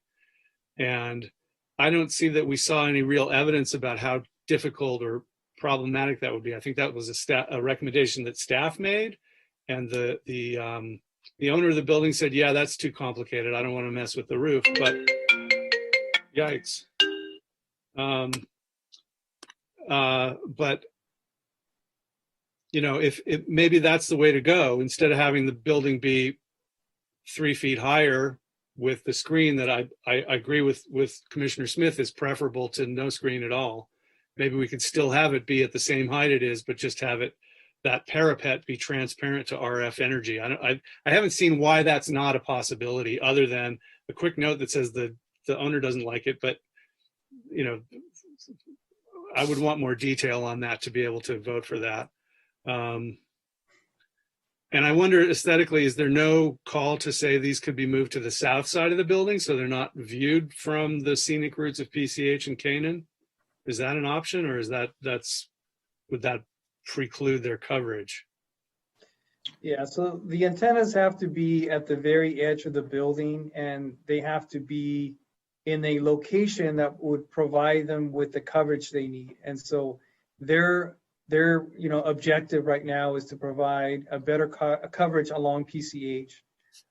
There is some areas to the south and west, but their primary objective is again PCH. If you move the antennas towards the back of the building, unfortunately they won't be able to provide coverage to their objected area. Okay. Well, I'm just going to say I can't make the height variance. I think they could do it without having to do that. And aesthetics, I don't know. I'm not even sure what finding we would be addressing on that one. What is the? I mean, part of that is that they haven't demonstrated the clear need for it, and that aesthetically, then there's no reason to have it. So are you talking about the clear need in terms of the 600 feet, Commissioner Hill? Yeah, the aesthetically, that's too many towers too close together. Yeah, so that provision of the LIP only applies to co-located wireless communication facilities in any residential zone, and excludes any along PCH. So this one is in a commercially zoned parcel along PCH, and so that specific 600-foot requirement would not apply to this project. Notwithstanding that we're immediately adjacent to the residential zone? No, it has to be, the requirement is it has to be a facility on a property that's zoned residential. So in this case, that requirement does not apply. I think it could also be within the right-of-way, just as long as it's not within PCH. So if it was within a right-of-way in a residential area, that would still apply. Let me go to Dennis for a second here. Yeah, please. I want to approve staff's recommendation here, and let's screen it. I want to screen the roof with blending colors along with the antennas if we need to. We need to hide this stuff, so I'd like to move to approve and with a screen. And with the blending conditions, would you include the conditions that were mentioned earlier? At the generator.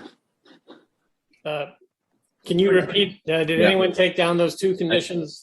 I did. So I think the recommendation, Commissioner Smith, was that a condition be added to require a transfer switch on the generator, and the generator power all the antennas. Is that? I will second your motion. And that, to clarify, Commissioner Smith, your motion was staff's recommendation, but that requires screening at the same height of the antennas to camouflage the appearance of the antennas, and also to the condition I just mentioned about requiring the transfer switch and that it powers all generators, correct? Correct. Yes. Question for Adrian. If we're talking about adding something more structural on the roof, would that not be a different variance that we'd have to come back and? I mean, Not with screening, because we've had a lot of projects on commercial property where equipment actually projects a little bit above the height limit, and the code requires screening. And so because the screening is, can be made of a material that doesn't structurally, really alter the building, it's again part of the same variance. Okay. Question? Yes, John. Trevor, what is the appealability of our decision since we just hired a hearing officer, but I don't know if you have set it up. Is there a time limit, and how do they do it, and what do they do? Correct me if I'm wrong, Adrian, but I believe this would be appealable to the city council. That's right. So, That's right. So the hearing officer only hears items that are decided by the planning director, which are very few applications that aren't subject to a planning commission approval. So for this particular facility, it is appealable to both just the city council, excuse me. the city council. Yes. Okay, we have a motion in front of us, and I think it's good to get a vote on this to see where we are. So Patricia, I'm sorry, Kathleen, again, I did it. Would you do a roll call here? Commissioner Smith, Yes. Vice Chair Weil, Yes. Commissioner Hill, No. Commissioner Maza, I'm going to vote for it because I know it's going to the city council, and we don't have any committee to tell us what to do. So yes. motion carries. Thank you. Let's see. Let's see if we can get the report done. Well, the item 5D, the other wireless tower was continued to September 8th, which brings us to 5E, the Malibu Jewish Center and Synagogue project, 24855 Pacific Coast Highway. I think maybe we'll try to get the staff report on this done before we take our break. I would suggest that you take your break beforehand so that we don't have to take a break in the record. Okay, that's fine too. I see several commissioners happy at the thought of taking a break. What is it now? It's 17 after. Can we break for 2 weeks? Break.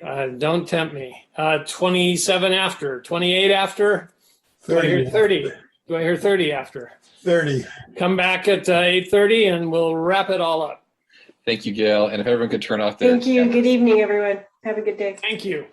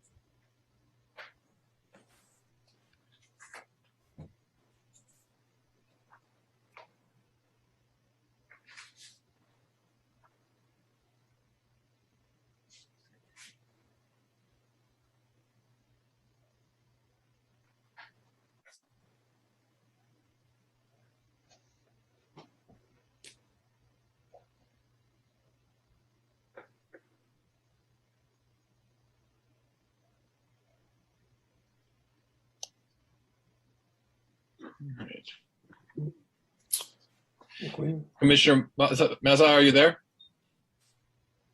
We got everyone else. I can unmute, but I can't get my picture. Here we go. Start my video. Okay. How's that? Perfect. We're good to go.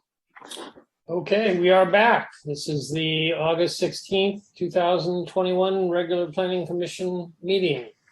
We are on item 5E, Malibu Jewish Center and Synagogue Project. Coastal Development Permit 14069, Coastal Conditional Use Permit 16005, variances number 14050, 14051, 16009, Site Plan Review 14050, Sign Permit 16006, Demolition Permit 18024, Initial Study number 18001, and a very long mitigated negative declaration number 18001. Application removed for modular buildings, redevelop the site with two-story classroom administration building with a subterranean garage and basement, construct a new temple building with a basement, and associated development. May we have the staff report, please? Yes, good evening, members of the Planning Commission. The item before you is the Malibu Jewish Center and the Synagogue Project. The project was before the Planning Commission on December 7th, 2020. A summary of the last meeting will be provided later in this presentation. In the meantime, I will provide a quick overview of the project settings and project description. Next slide, please. The proposed project includes the removal of 4 modular buildings used for school and administration. And in their place, the applicant is proposing a new 2-story building with subterranean parking and basement. The new building will expand the school and administration uses. Additionally, a chapel is proposed within a previously authorized graded pad where an administration building was previously approved in 2006, but was never constructed. As shown in this aerial photo, a stream meanders across the northern part of the subject property. Riparian and woodland Esha is found next to the existing disturbed areas of the property. The applicant offers to restore the creek by removing invasive giant reed located all along the stream bank. The existing temple building located along the eastern portion of the property and supporting buildings will remain, as well as most of the existing surface parking lot. Next slide, please. The project includes the construction of a new 2-story school / administration building with a subterranean garage and storage basement below the garage. A new 1-story, 26 feet in height temple with a basement is proposed between the administration, the school / administration building and the radius turnaround for fire department access. Next slide, please. The fuel modification area would remain unchanged by the project because the proposed building would occur within the footprint of the existing or previously proposed buildings, which establish the existing fuel modification area currently enforced by the fire department. Fuel modification activities in Esha began in 2007 and primarily consist of thinning the understory of mixed oak sycamore woodland plant community on the north slope of Puerco Canyon to reduce fuel load and fire hazard at the proposed for the proposed building. Under the proposed project, these fuel modification activities will continue as currently implemented. Although the project is not expected to have any adverse impact on Esha, a variance is requested because new development is proposed within the 100-foot Esha buffer. The proposed development will maintain the existing Esha buffer of 29 feet. The applicant is requesting a variance for an approximately 30-foot long segment of a retaining wall in excess of 6 feet, reaching a maximum height of 8 feet, 0.25. This retaining wall segment is located immediately in front of the proposed subterranean garage and is required to provide an opening into the subterranean garage. Next slide. The property immediately to the west was recently developed with a similar retaining wall. You can see from this picture, the applicant plans to coordinate with the neighbor to possibly eliminate the need for the retaining wall that they're proposing on their side of the property. This picture also shows the 2 sycamore trees proposed to be removed. Unfortunately, these 2 trees are located between the proposed retaining wall and the vehicular opening into the subterranean garage. The project has been conditioned to pay an in lieu fee for the removal of the 2 trees and a 10-year monitoring plan for the continued encroachment into the protected zone of the other protected trees. Next slide, please. Vehicular access from the existing driveway on PCH will remain. The proposed project will provide a total of 108 parking spaces. The proposed new parking spaces are code compliant. 17 existing non-conforming surface parking spaces in terms of their size and 26 tandem spaces are to remain as well. The majority of these non-compliant parking spaces are legal non-conforming and will remain to provide the required parking spaces for the existing temple and / event venue building to remain. Additionally, 41% of the existing parking spaces are compact, while the current code only permits 20% of the required parking spaces to be compact. The project includes a variance to share parking spaces for the various uses proposed on site.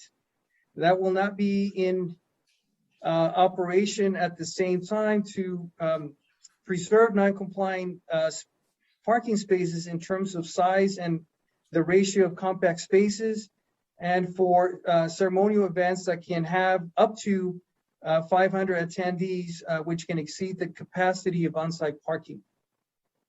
Based on parking demand studies, the weekday peak parking demand would be approximately 50 parking spaces during the evening adult education program.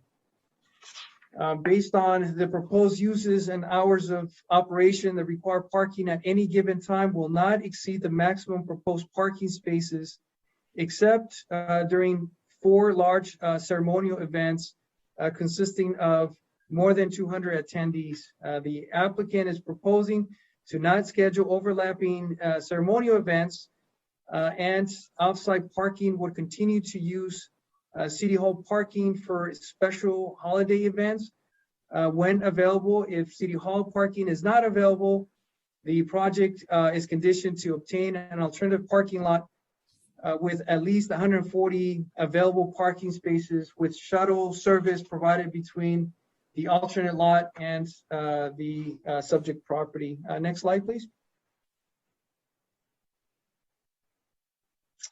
And here's some photos of the site after story poles were installed to represent the proposed buildings. As may be seen from these pictures, the proposed school / administration building will take the place of the existing 4 modular buildings. And the new temple is located in the same graded pad of an administration building that was approved in 2006, but was never built.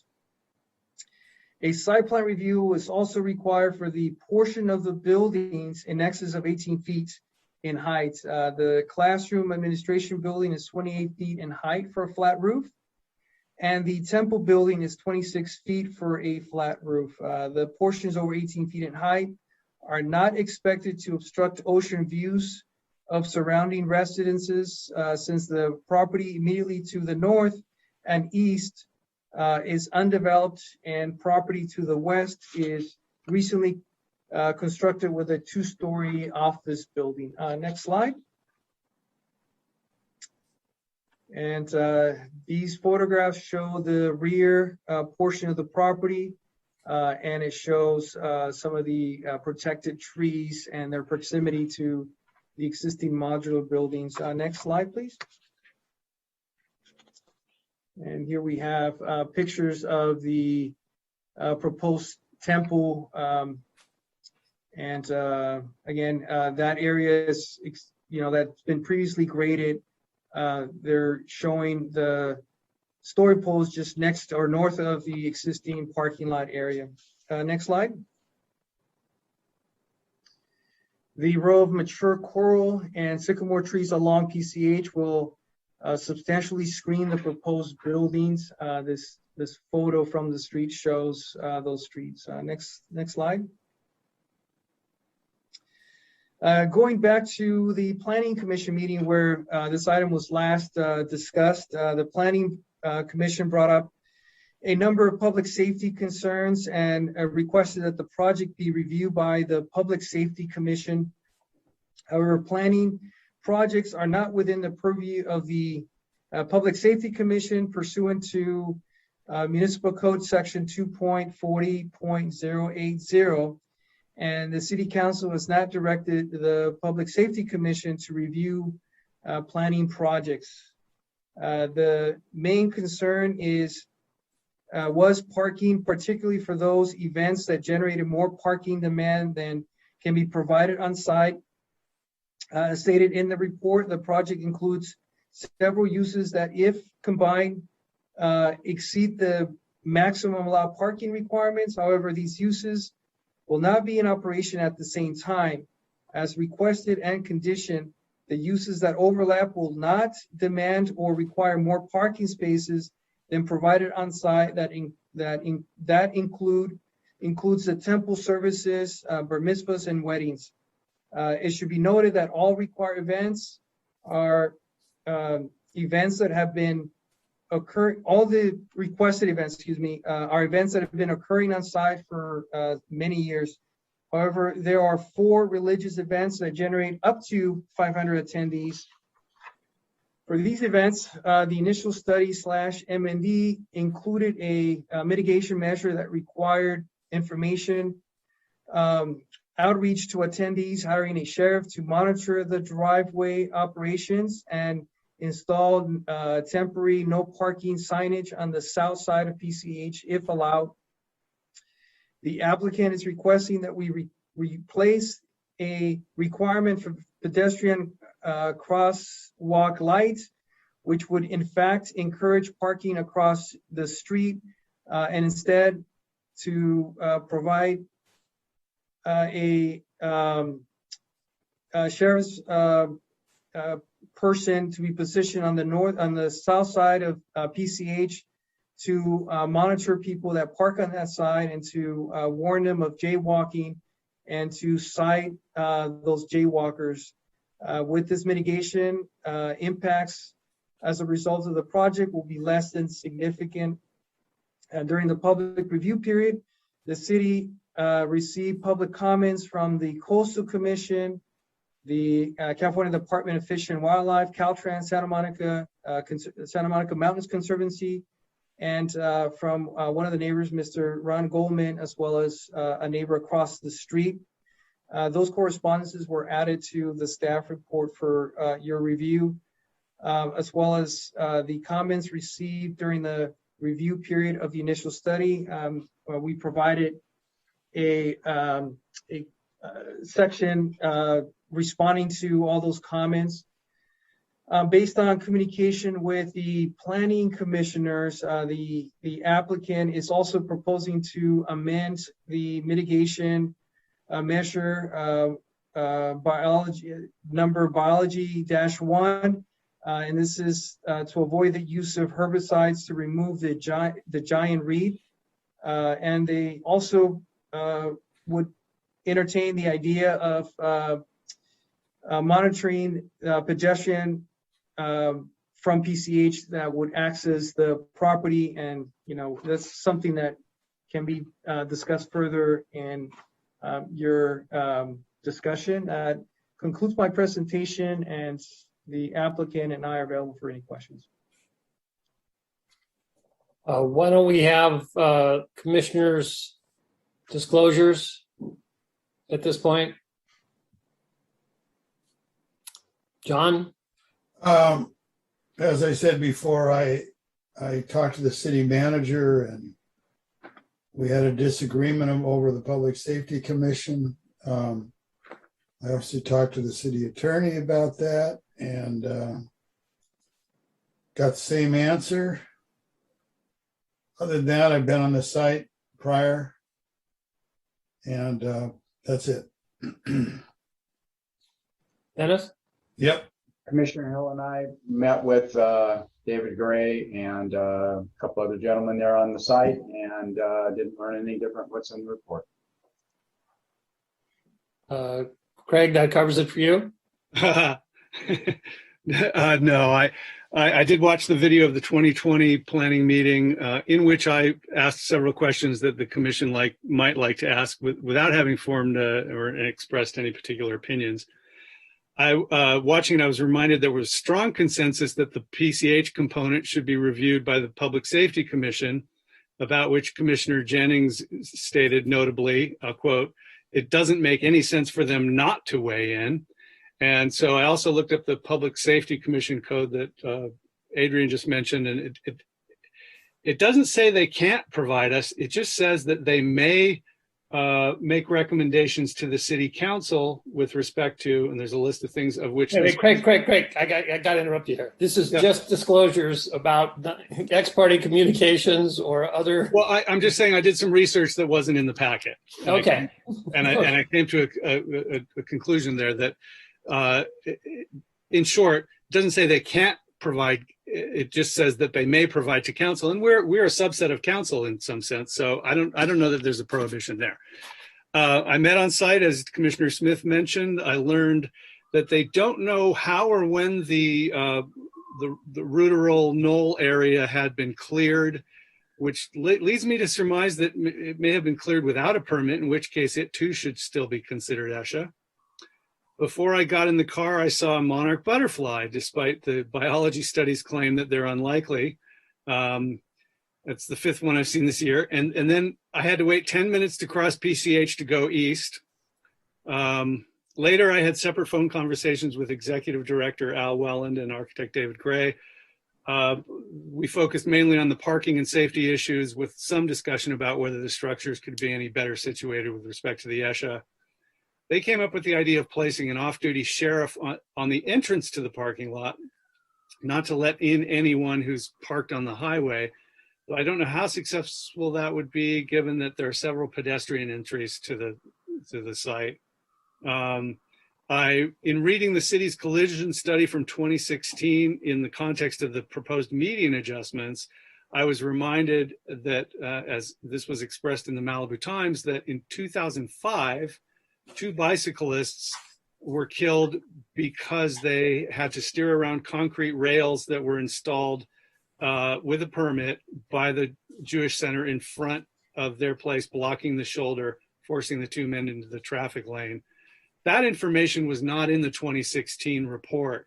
That was because they looked at a limited period. So it did not make it into the ISND either. So if we get this far, I would suggest a condition that no construction materials or equipment be placed anywhere in PCH, keep it all on site. I also studied the drawings for the proposed median adjustments, and they show no changes in width in front of the synagogue complex between approximately the Who residences and Cosentino's. And that's because Caltrans can't narrow the median without affecting the center turn lane there. So there's no prospect of the parking on the highway in front of the facility becoming any better because of that. Those are my disclosures. Thank you. I went to the site the last time this was before us. I met with David Gray there, and I've had a couple of phone conversations, but did not discuss anything that wasn't in the report with him.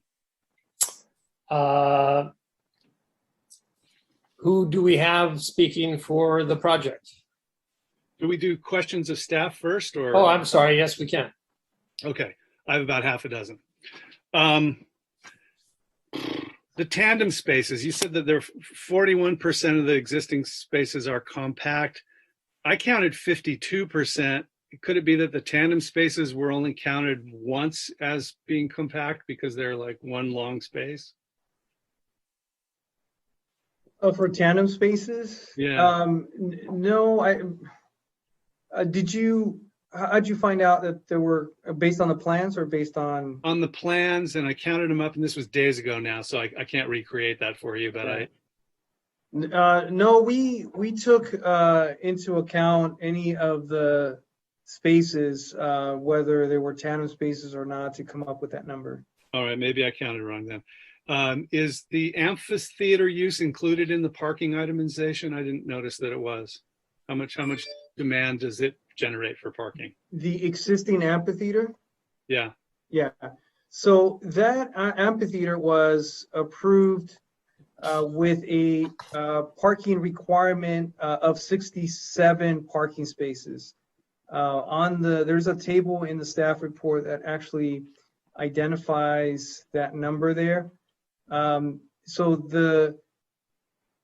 in the staff report and in the presentation, I stated that those are the non-conforming parking spaces that will remain, and they will remain to still serve the amphitheater. And again, it was required to only provide the 62 parking spaces when that structure was approved.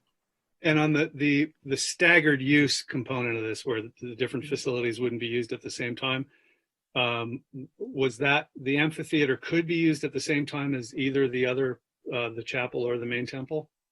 No, so one of the conditions of approval is that the amphitheater is labeled as a table in the staff report. So both the amphitheater and the new temple, cannot function at the same time, because if they do, they will require more parking spaces than the parking spaces they're providing.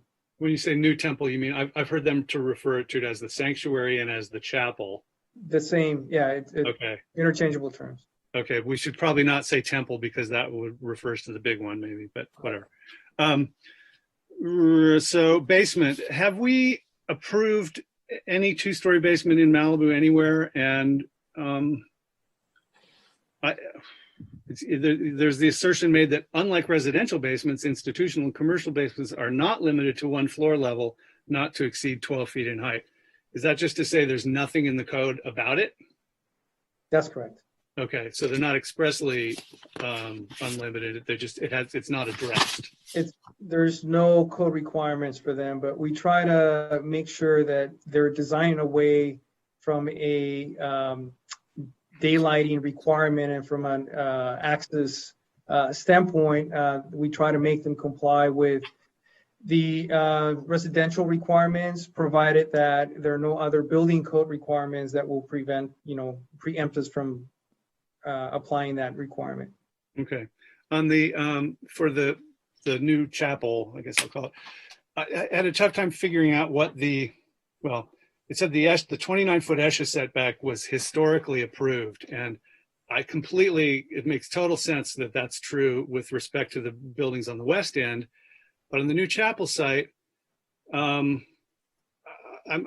struggling to see where the approval was, because there was a 1991 variance, presumably, that we hear about. Then we hear about an approval in 2006, and then 2007, and then maybe something as late as 2014.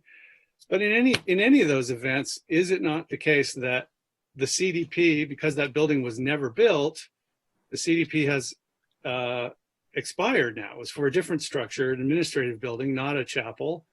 And if it's expired, then wouldn't have any entitlements that ran with that approval, including any ESHA buffer variance. Wouldn't that be expired too? Oh, and that's correct. We are actually processing a variance for the setback reduction of both buildings. And so we recognize the fact that, the entitlement basically runs with the building in this case. And so when the building is demolished, the new entitlements would be required for the new buildings. And so we are processing new variances for setback reductions, but they're maintaining that separation or that distance to ESHA. And what's most important here is the fact that they're not expanding any further, and they're not their fuel modification is not going to expand beyond what's currently administered by the fire department. And that's really important because that would be the trigger for bringing the site into conformance with ESHA requirements. Right. Okay. I don't think I made myself clear. What you said, I totally agree with respect to the buildings on the western portion.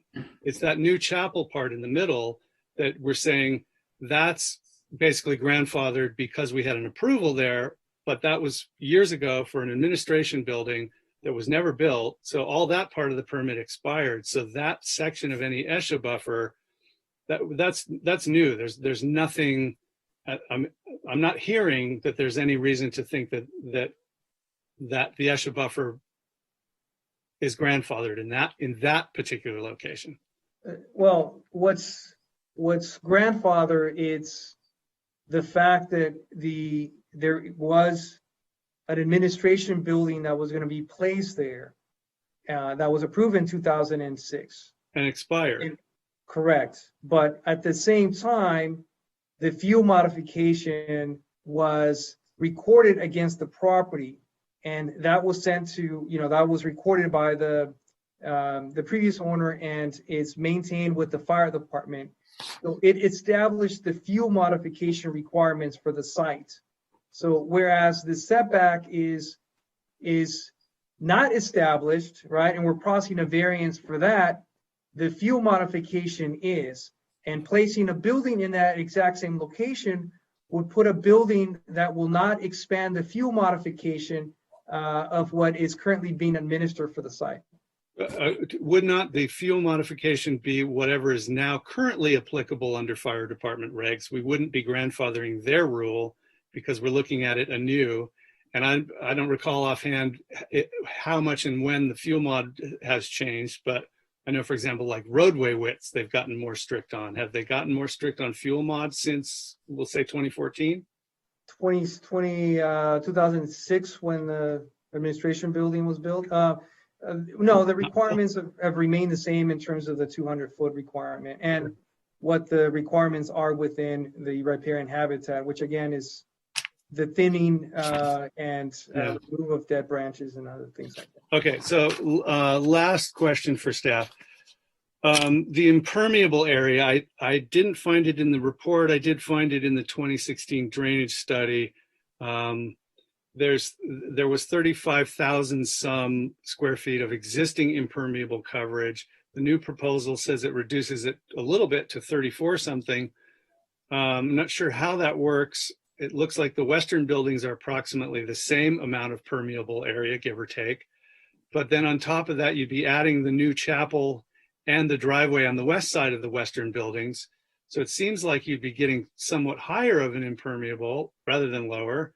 And then how does all of that lay against the 25,000 square foot impermeable limit? If we're talking about 35,000-ish.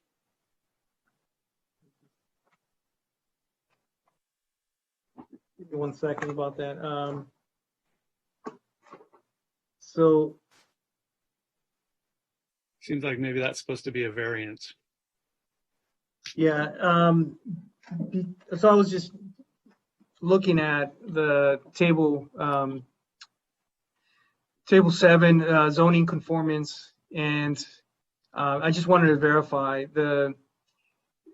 so the 25,000 that you're thinking about is a requirement that is for residential, so that doesn't apply for institutional zone properties.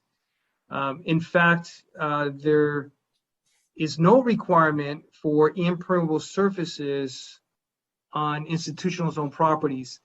The reason they did that calculation was for water quality purposes, and the way they calculate impermeable surface is a little bit different than how planning has traditionally calculated that requirement.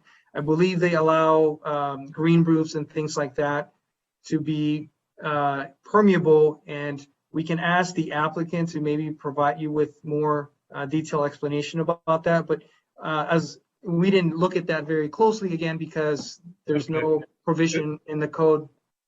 If the 25K doesn't apply, then it doesn't, the slight difference doesn't matter. Okay, thank you. Yeah. Dennis or John? John? Yeah, I've got some questions just to set the stage.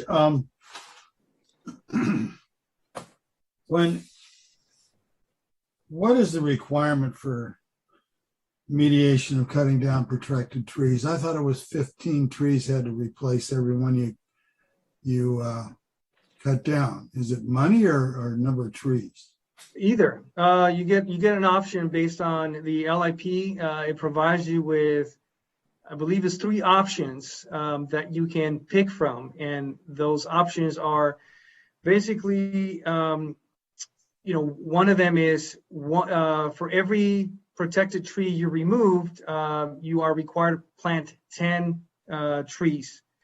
So in this case, they're removing 2, so they would be required to replace them with 20 trees. Now, the other option is they can plant those on site.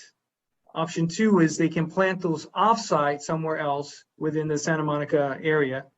Or option 3 is to pay the in lieu fee. And the in lieu fee is based on the value of the tree.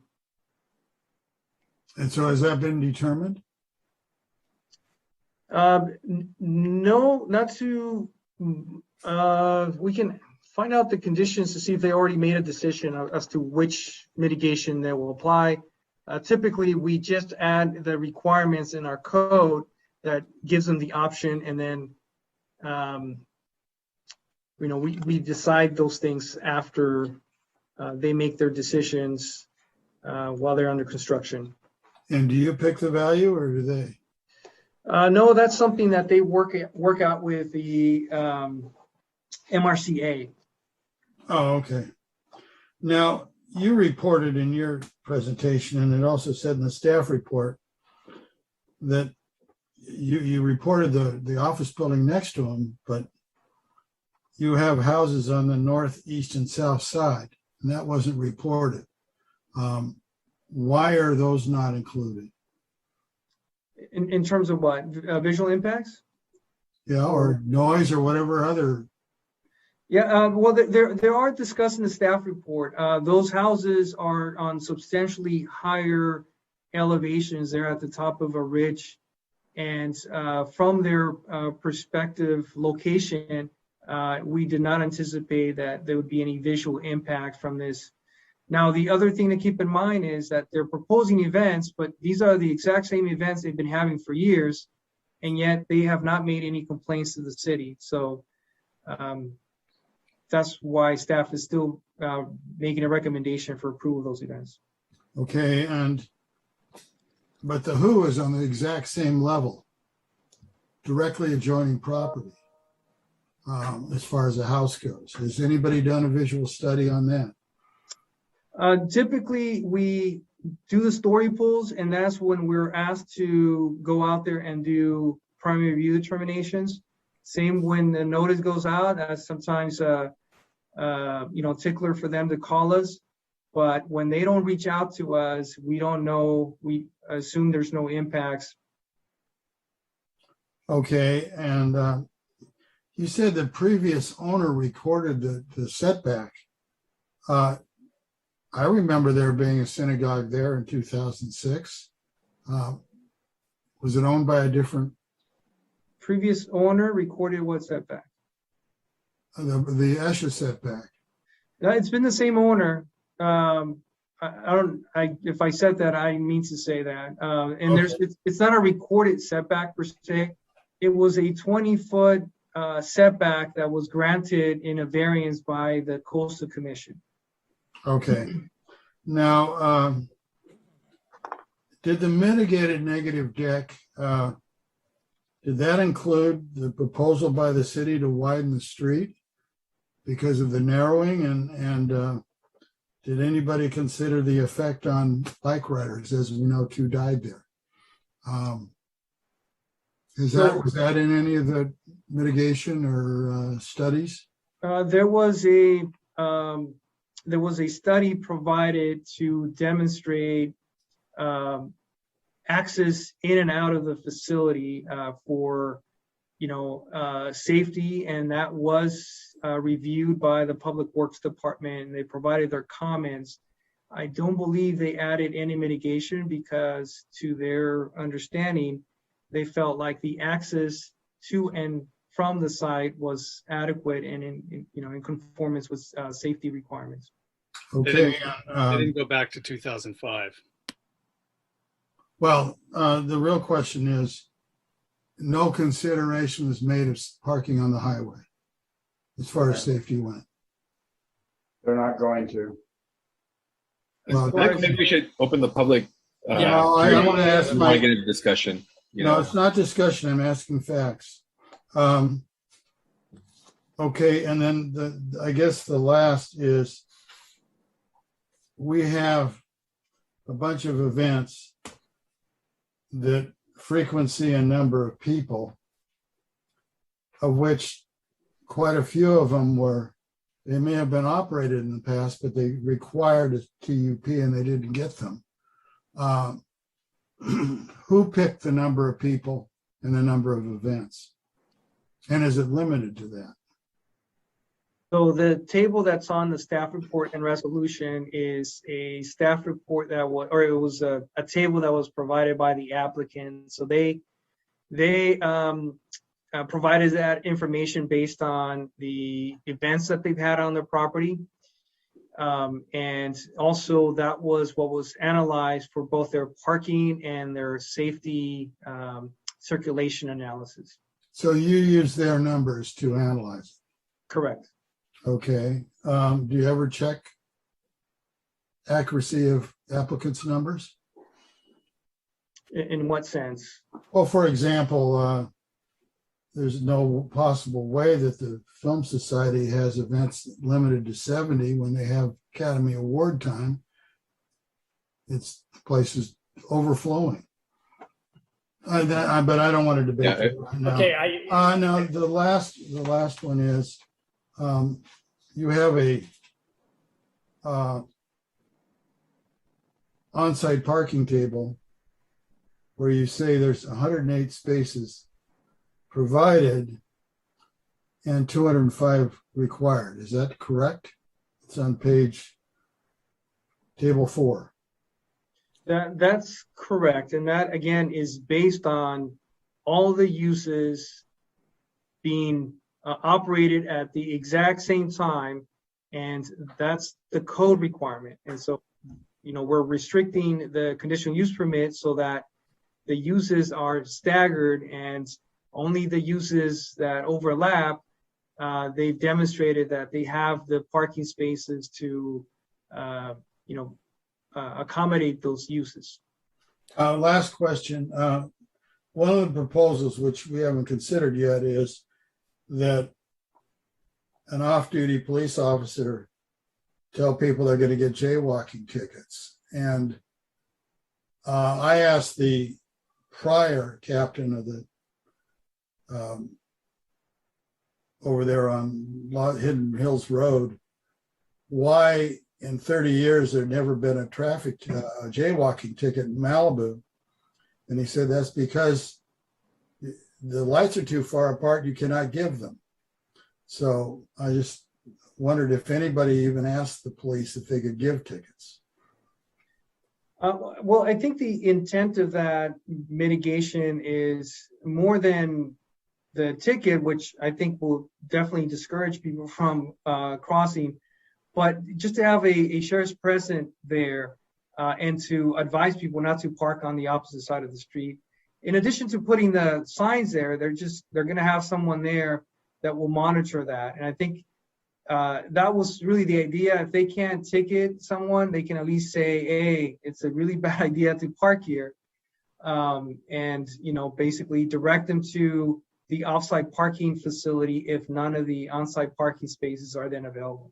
John, you said last one about 3 questions ago. We really have to. Okay, so we don't want to ask questions. We'll just delay the hearing and do them all over again. Okay, fine. Dennis. I move staff's recommendation. Well, hang on. We have to. We'll get back to that. We're going to close close the this Open part public hearing. with the commissioners and open it to the public, and we need to have the presentation from the applicant.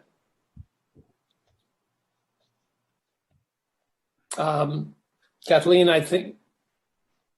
Yes, we have the applicant team starting with Larry Green and quite a number of people that he may call upon for their areas of expertise and will be available for questions. And we also have 5 members of the public that would like to speak. On behalf of the project.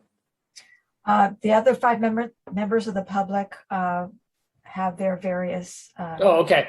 Yeah, Thank you. statements they'd like to make aside from the applicant team.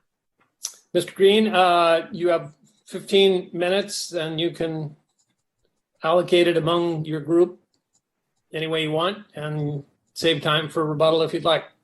Thank you. Larry Green, I live at 3903 Villa Costera in Malibu. I'm a Malibu native and have lived here most of my life. I'm proud to have been part of the first class of kids attending religious school at MJCNS. Back then we were nomads, taking classes in the homes of friends and neighbors. Today I'm honored to be serving on the board of MJCNS, now truly a home to a thriving Jewish community right here in our beautiful city of Malibu. I'm here to guide you through our presentation and to ask for your support for this critical investment into our religious school, rabbi's office, and small sanctuary. Joining me this evening, we have 5 Malibu locals, each of whom have spent years dedicating their lives to the Malibu community, and each of whom represent hundreds of your fellow citizens that are supporters of MJCNS and this vision. George Greenberg will talk about why this has become an absolutely critical issue for the Malibu community. Victoria Scott Greenberg, our safety, security, and operations liaison for nearly 30 years, will talk about her experience and why this investment makes us all safer. Karen York and Susan Moniz will talk about what MJCNS means to the broader Malibu community and why, after 7 years of working with the community, it is critical that the Planning Commission support this tonight. And finally, David Gray, our architect and the leader of our highly capable team, will provide you with an overview of our vision and will be here to answer questions. Our traffic, parking, and biologists are also available, but will not be making any presentation this evening. I'd now like to introduce George Greenberg.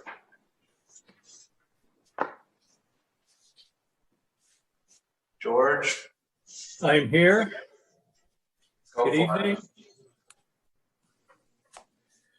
Good evening. Can you hear me? Yes, we can. Thank you. Thank you. I am a longtime resident of Malibu. I am a member of the board of directors of the Malibu Jewish Center and Synagogue. I am a past president of MJCNS and currently chair the building committee. Once again, on behalf of MJCNS, I want to thank the commissioners for your attention to this matter. We also thank the City of Malibu planning staff for its attentive effort during our application process. MJCNS was established in Malibu in 1980. During our 41-year history, we have provided religious, educational, cultural, and community-based programming and services to our membership and to the broader Jewish and Malibu communities. Hand in hand, founded and operated by MJCNS and the Malibu Film Society, of which MJCNS is a founding member, are examples of programs undertaken and supported by MJCNS that inure not only to the benefits of its membership, but to the broader Malibu community. My colleagues that follow will provide more details on these programs. We have been at our present location at 24855 Pacific Coast Highway since 1992. Prior to that, we rented space at Webster Elementary School for our classrooms and services. For the past 20 years, our religious school, preschool, clergy, and administrative offices and chapel have been housed in modular trailer buildings on the western edge of the site near the entrance of PCH. The application that is before the Planning Commission is to complete our 4.6 acre campus by replacing these 4 aging modular buildings with 2 new buildings. Completion of the proposed project is vital to the ongoing well-being and sustainability of our Malibu Jewish community. The current modular buildings are simply at the end of their usable life. Replacing the physical plant from which MJCNH operates is not an option, it is a requirement. This was evident 7 years ago when we initiated the project, and today it is a clear priority. The proposed project will provide a safe and efficient infrastructure from which MJCNS will be able to provide early childhood education classrooms that meet all current requirements and best practices, religious and after-school education programs that integrate state-of-the-art remote learning capabilities, and an expanded infrastructure from which the many programs and services we provide to the Jewish community as well as to the greater Malibu community may continue and flourish. We thank you again for your time and consideration and urge you to provide your approval of the project that is before you today. Thank you. Victoria?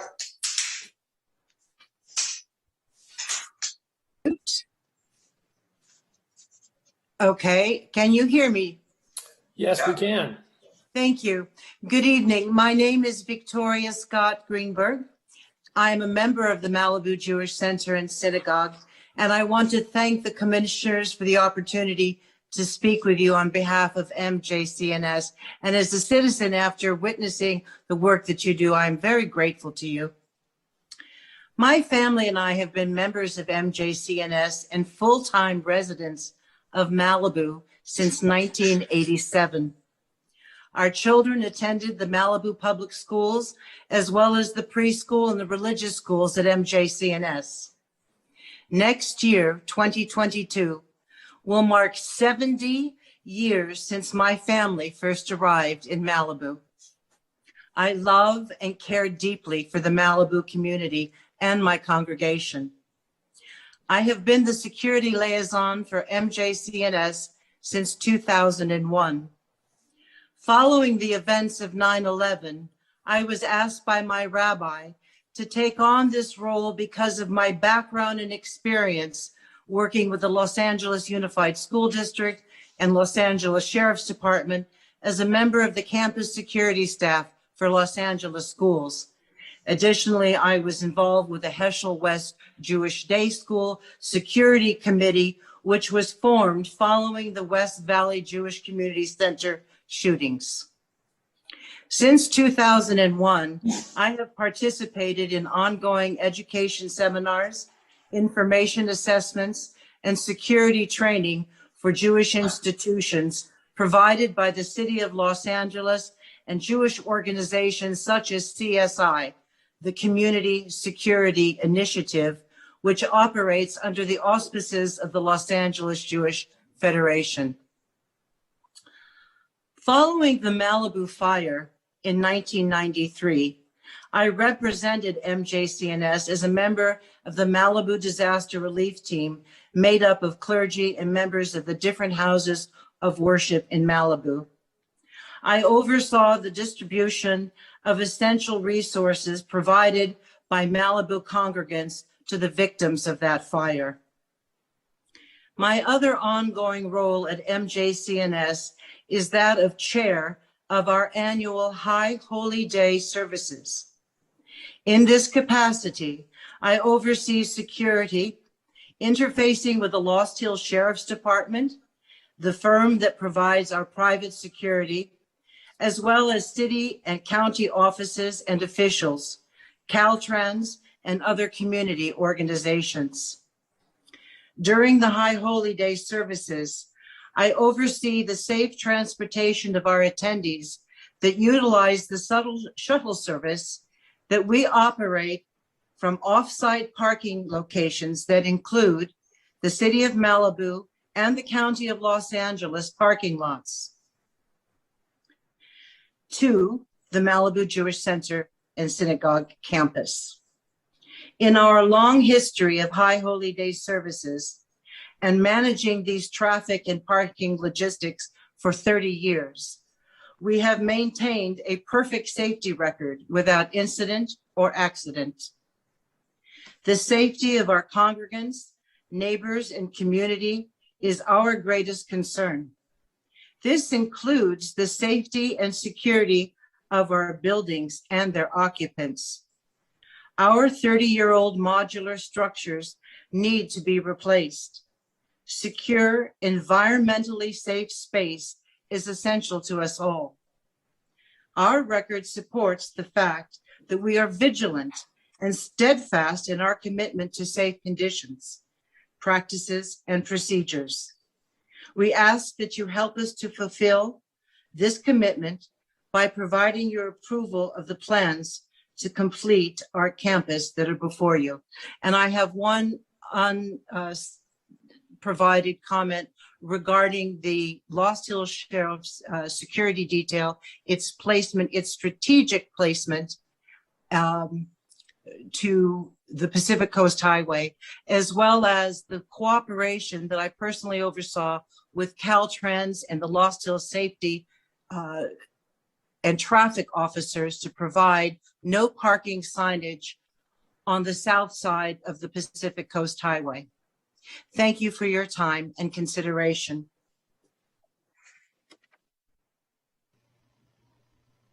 Karen? Karen, are you there? I'm there. I'm muted. We can hear you. Yay. My name is Karen Portugal York. I'm a resident of Malibu. My family and I since 1976. Formerly lived in the Costa area and now living on Carbon Beach, reducing the average income there considerably. But nonetheless, I wanted to let you know that as people who have raised their children in Malibu, our children attended local schools, and Arnold and I have all been about building community in Malibu, our Jewish community as well as our extended community. For over 40 years, MJCS has been doing the hard work needed to establish a strong community here in Malibu. I think it's interesting to me that we chose Malibu Jewish Center and Synagogue to underscore our commitment to building a community center. We're using this center not only for our own purposes, but to provide venues that can be taken advantage of and are taken advantage of by all kinds of organizations, including being the home of Operation Recovery, being the home this year of the Dolphin Awards, being the home of the Malibu Film Society, and many, many other organizations that take advantage of the venue that we have to offer now, and hopefully the one that we will be offering in the future. As it was mentioned, we started off going from here to there, meeting in people's homes, the Webster Elementary School, Our Lady of Malibu, the Malibu Community Center at Point Dune. But eventually and miraculously, we acquired this magnificent piece of land and were able to establish a permanent home for our religious school, our sanctuary, and our clergies and administrative offices. This allowed us to become truly a bedrock of the Malibu community, a place where people in our community could come and congregate in times of need, to celebrate, to remember, and to learn. This investment now is about furthering our community's commitment to the future of our community, our Jewish community here in Malibu. It replaces our rapidly deteriorating modular buildings that are now over 20 years old and were never intended to last this long. We will have state-of-the-art, environmentally friendly green buildings, spaces for community meetings, conferences, performances, presentations, creative studios, classrooms, where our children can learn about their Jewish heritage, support their Jewish values, learn to be socially responsible citizens, and to respect everyone in a world increasingly diverse, as is our community, as is our congregation. Forever For over 7 years, we've been working with the community responsibly and respectfully to establish this vision. Now it's time for the Planning Commission to endorse this plan and send a clear signal to our community that MJCNS, the bedrock of our Jewish life in Malibu, is here, not for yesterday, but for tomorrow. I thank you so much. I can see all of the tremendous work that all of you commissioners do. Arnold and I know personally how committed you are, and I hope that you will find it in your purview and to give us this wonderful new building that we so desperately need. Thank you. And finally, Susan Moniz will wrap up our community presentation, and then we will have David Gray and our consultant teams available. Just 1 second, if I can interject, Kathleen, where are we on the clock? We have just under 1 minute left. Well, Can we show the clock, Kathleen? There we are. no, we can't see the clock. It's 56 seconds. Larry, you better go to David. Yeah. David, I would suggest giving them another minute or two because we couldn't see the clock and they had no idea maybe that they were that close. It's okay with me. Why don't we say you have 3 minutes? Thank you. Can I ask Trevor if that's allowable, since we wouldn't allow people to transfer 1 minute? Well, no, it's only because they couldn't see it and didn't know how much time they had is the main reason. But sure, Trevor, is there an issue here? Maybe within the discretion of the chair, if you want to allow them to finish there. Okay, you have 3 minutes to wrap it up. Okay. Well, thank you very much. I will turn it over to Suzanne. I'm going to turn it over to David Gray, who leads our architectural effort and the consultant team. And with that, I'll turn it over to David. My name is David Gray. I live at 5938 Phillip Avenue in about a week, I hope. The issue of the sheriffs that are sitting both on the site and on the south side are off-duty sheriffs. So there's no issue of being afraid of giving tickets. The concept is that we have a no parking sign on the south side, and the sheriff who will monitor people that enter, any pedestrians will be limited to come on the site. We limit the parking to what we can support, which is 108 spaces. And that's all that the only people that can come there can only park in that space. The only thing that's going to change is for special events, and that we have a shuttle bus that will bring the people. It's been operating for over 2 decades with a 1,000% success rate in safety. I'm really here just to answer general questions about the project in itself, about the architecture, about the design. And so I would like to turn it over, save a little bit of time for rebuttal. Thank you. So, thank you. If you are finished, then you have saved a minute, 26 seconds. And we will turn to other speakers who have registered to comment here. The next person we have is Jonathan Goldstein.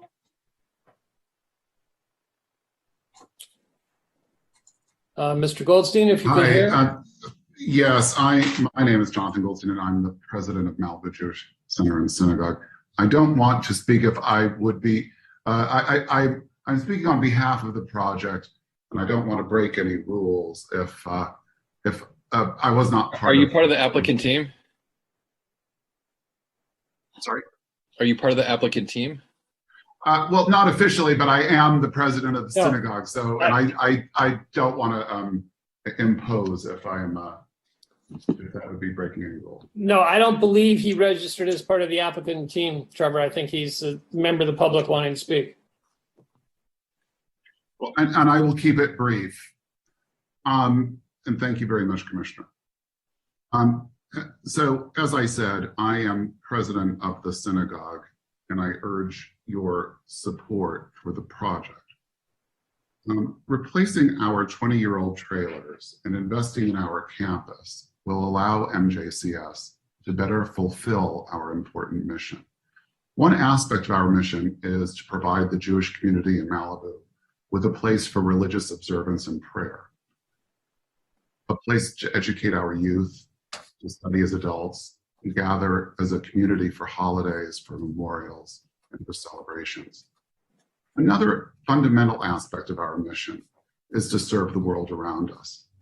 This includes serving Malibu residents of every faith. Today, we do this in a few tangible ways. MJCS operates hand in hand, a weekly program to teach critical life skills to children and young adults with disabilities. We're also home to Shalom Institute's Shemesh Farms program, which teaches important business skills to young people with special needs by providing them a place to grow and harvest herbs, which they then sell at local farmers markets. In addition, MJCS is home to the Malibu Film Society, as you know.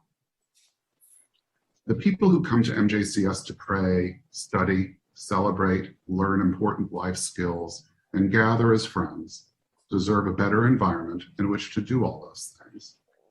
Our trailers have served their purpose. It's time for them to go. It's time for us to make this critical investment so that we can fulfill our mission far into the future. I urge your support. Thank you. Thank you. Next person we have is Ron Goldman. Mr. Goldman, you have 3 minutes. Can you hear me? Yes, we can. Planning commissioners, as you know, I've designed and developed and own the office building 3 properties to the west. This morning, I had a lengthy call with Temple board member Larry Green and discussed the steps the Temple is suggesting. I don't question the positive range of community work which the Jewish Center represents and undertakes. But PCH safety is entirely another subject. In fact, a close friend of Karen York's, who spoke recently, happens to be my wife, who had a very serious accident pulling out of our driveway with cars illegally parked, which I'll discuss in more detail in a minute. I still have concerns and would like to put this problem in more realistic perspective. Incidentally, I've designed 12 temples and churches and speak with some experience, as well as developed and own the office building, as I said, 3 lots to the west. Initially, the subjects that were discussed, a 30% increase to the 108 spaces is not substantial. For instance, the Sanctuary Chapel, which holds 500, which conservatively will add up to 300 to 350 cars, or 200 to 250 off-site parking in the Civic Center, or in the Compass parking lot, or on PCH. And if that's none of the tenants in Compass happen to be, and that's in case none of the tenants in Compass happen to be working at the building. Just the Jewish holiday services, weddings, and other special events represent at least 15 to 20 days of the year, which isn't 1%, but 4 to 5.5% of the year. Regarding clarification of proposed implementation, outreach ahead of events will have an effect, but certainly will not answer the problem. Temporary no parking signs definitely need to be on both sides of PCH and enforced. But I'd also mention that there is a no parking sign adjacent to our driveway entrance. And yet the number of times cars have parked there and have not been ticketed has been significant. And not so incidentally, PCH is seldom patrolled by Caltrans, not the LA County Sheriff. And two sheriffs, one at the temple entrance and one across the street, cannot begin to watch approximately 1,200 feet of PCH, where parking for temple events occurs regularly, extending beyond our property to the west. Regarding on-site traffic control, this needs to be more than personally directing traffic. There needs to be valet parking, which will keep people from hunting for spaces and backing up the entrance, and could also produce some additional on-site spaces. Regarding shuttle service, people arriving at the last minute or later will drive right past the Civic Center or not down to the Civic Center and hunt for nearby parking instead. And I wonder if Doug Burge has agreed to loan his parking, which is frequently in use on weekends, as I'm sure Compass is, as is our building. Mr. Goldman, I'm sorry, but your time has run out. All right. Thank you very much. The next speaker we have is David Katz. Mr. Katz, you have 3 minutes. Good evening, Planning Commissioners. Can you hear me? Yes, we can. Thank you for your opportunity to speak this evening. This is a formal objection to the Malibu Jewish Center's CDP and CUP applications, specifically an objection to the expansion to the CUP with a new provision and new authorization for the proposed use of the Malibu Jewish Center's temple by a separate entity, the Malibu Film Society Corporation, Inc., for up to 25 film screening events per year, which reference appears in paragraph 24 of the proposed CDP and CUP. The reasons for the objection is due to the following facts.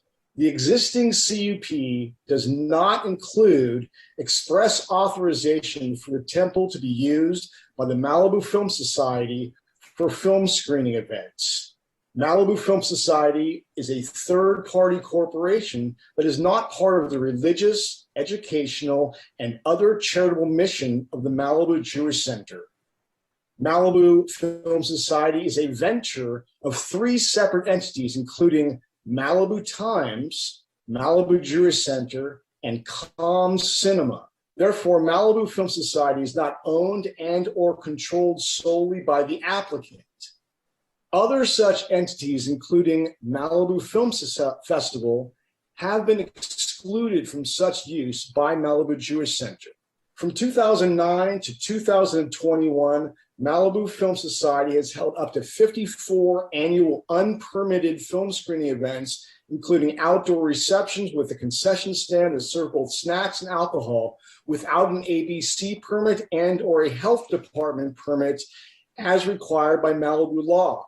These events took place on up to 54 calendar dates per year from 2009 to 2021. These events are held at Malibu Jewish Center on a parcel not owned by Malibu Film Society.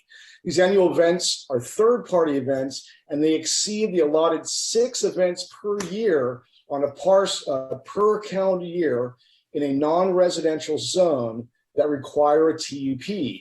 These 500 Malibu Film Society unpermitted events involved activities that normally require a TUP. They charge admission, they advertise, they serve alcohol, they have receptions outdoors. The events are open to the public based on availability. Richard Malika of the City of Malibu's Planning Department indicated that the Malibu Film Society's permit is that the Malibu Jewish Center does not have a permit, and their events have been unpermitted that have taken place at the Malibu Jewish Center. After the Planning Department's review, the Malibu Jewish Center and the Malibu Film Society have continued to be acting in violation of the application of their applicable laws of Malibu. Malibu Film Society's next unpermitted film screening event is tomorrow at 8 p.m. In closing, the CUP for the Malibu Jewish Center should not expressly authorize the use of the temple by the Malibu Film Society and instead limit these Malibu Film Society events to 6 events per year as per the TUP rules and require the MFS to obtain a TUP for their up to 6 film screening events held at the Malibu Mr. Katz, Center. I have to cut you off here. You're over the time limit. Thank you very much. Thank you for the opportunity. The final speaker we have is Cantor Marcelo Gindlin. Thank you. Thank you so much for this opportunity. I am Cantor Marcelo Gindlin, the senior clergy at the Malibu Jewish Center. I moved from Buenos Aires to Malibu in the year 2000, 21 years ago, to take the position as a cantor, and I am a Malibu resident since. After 9 years of working in the Malibu Jewish Center, I felt there was a need in Malibu for a program for people with special needs, open to all religions and beliefs. With my background as a music therapist, I created almost 12 years ago the Hand in Hand program and is housed at the Malibu Jewish Center and Synagogue and welcomes children of all faiths and income background. Over the last 12 years, Hand in Hand has grown in participants who join us each year. It's an inclusion program that connects people of all abilities in a socially integrated program. We provide participants with disabilities an opportunity to socialize with their mainstream peers, to learn new skills and have fun. One of the biggest challenges for people with disabilities is finding programs that provide the support they need, while also providing opportunities to make friends and expand their world in a safe and fun environment. Our buddy program addresses those needs. We have benefited from the participation of peer buddies who are students from Malibu High, Palisades High School, and Pepperdine University. The support with the grant of the City of Malibu has been unconditional, and we are very, very grateful for that, year after year. Your support has enabled us to offer the program free of charge, relieving the burden of families who often struggle with the high costs of medical care, rehabilitation, therapy, caregivers, etc., etc. At the heart of the Hand in Hand, we offer our after-school program, and the current temporary trailers at MJCS do not allow us to have certain activities we would like to do, and it's very restricted for our children with special needs.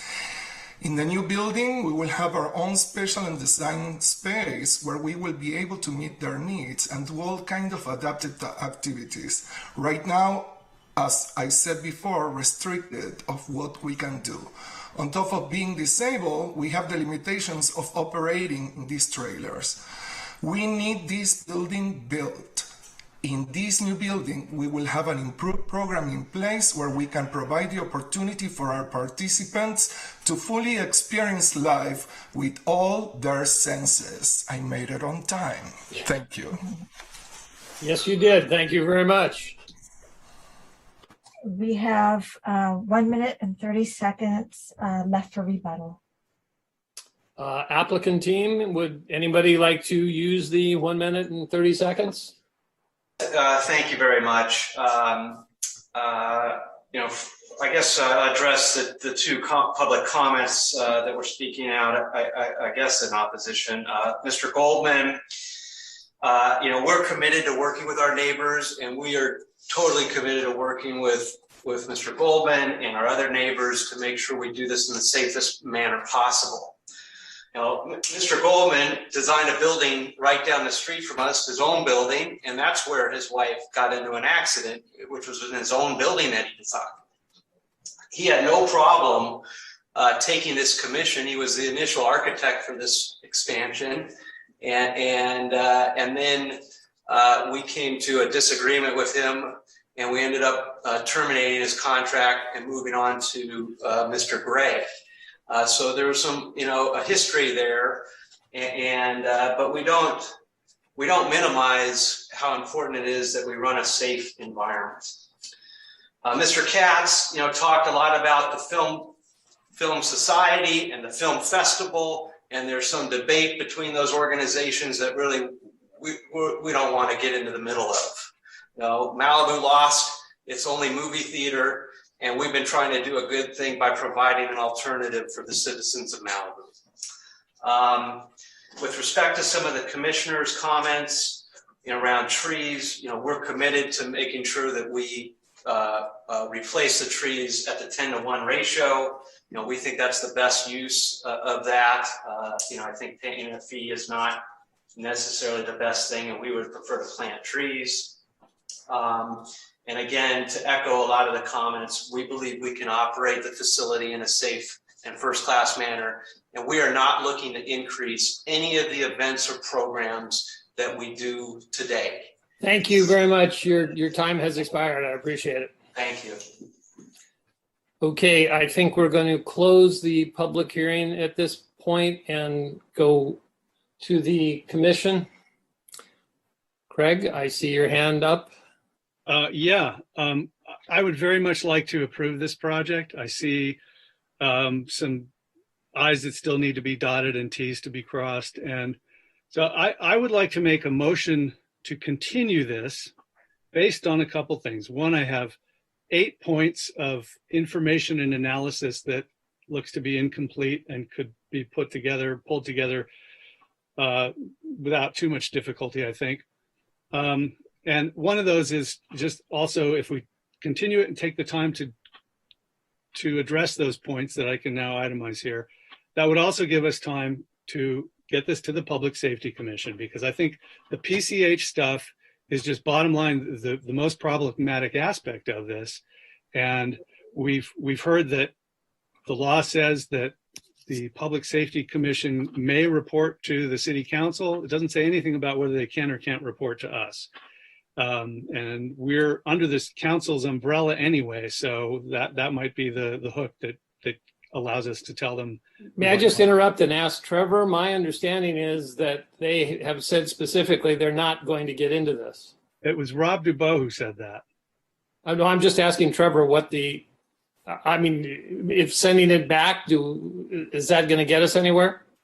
Yeah, the planning commission can't send the project to the Public Works Department. I mean, we have the duty here is for the commission to examine whether, the findings can be made for the project is applied for. If the City Council wants to send, it determines the agenda here for the Public Works Department, them and Rob. And if they want to send, that they want to get information, from them, they're welcome to do so. But that's an ad hoc committee that advises the City Council.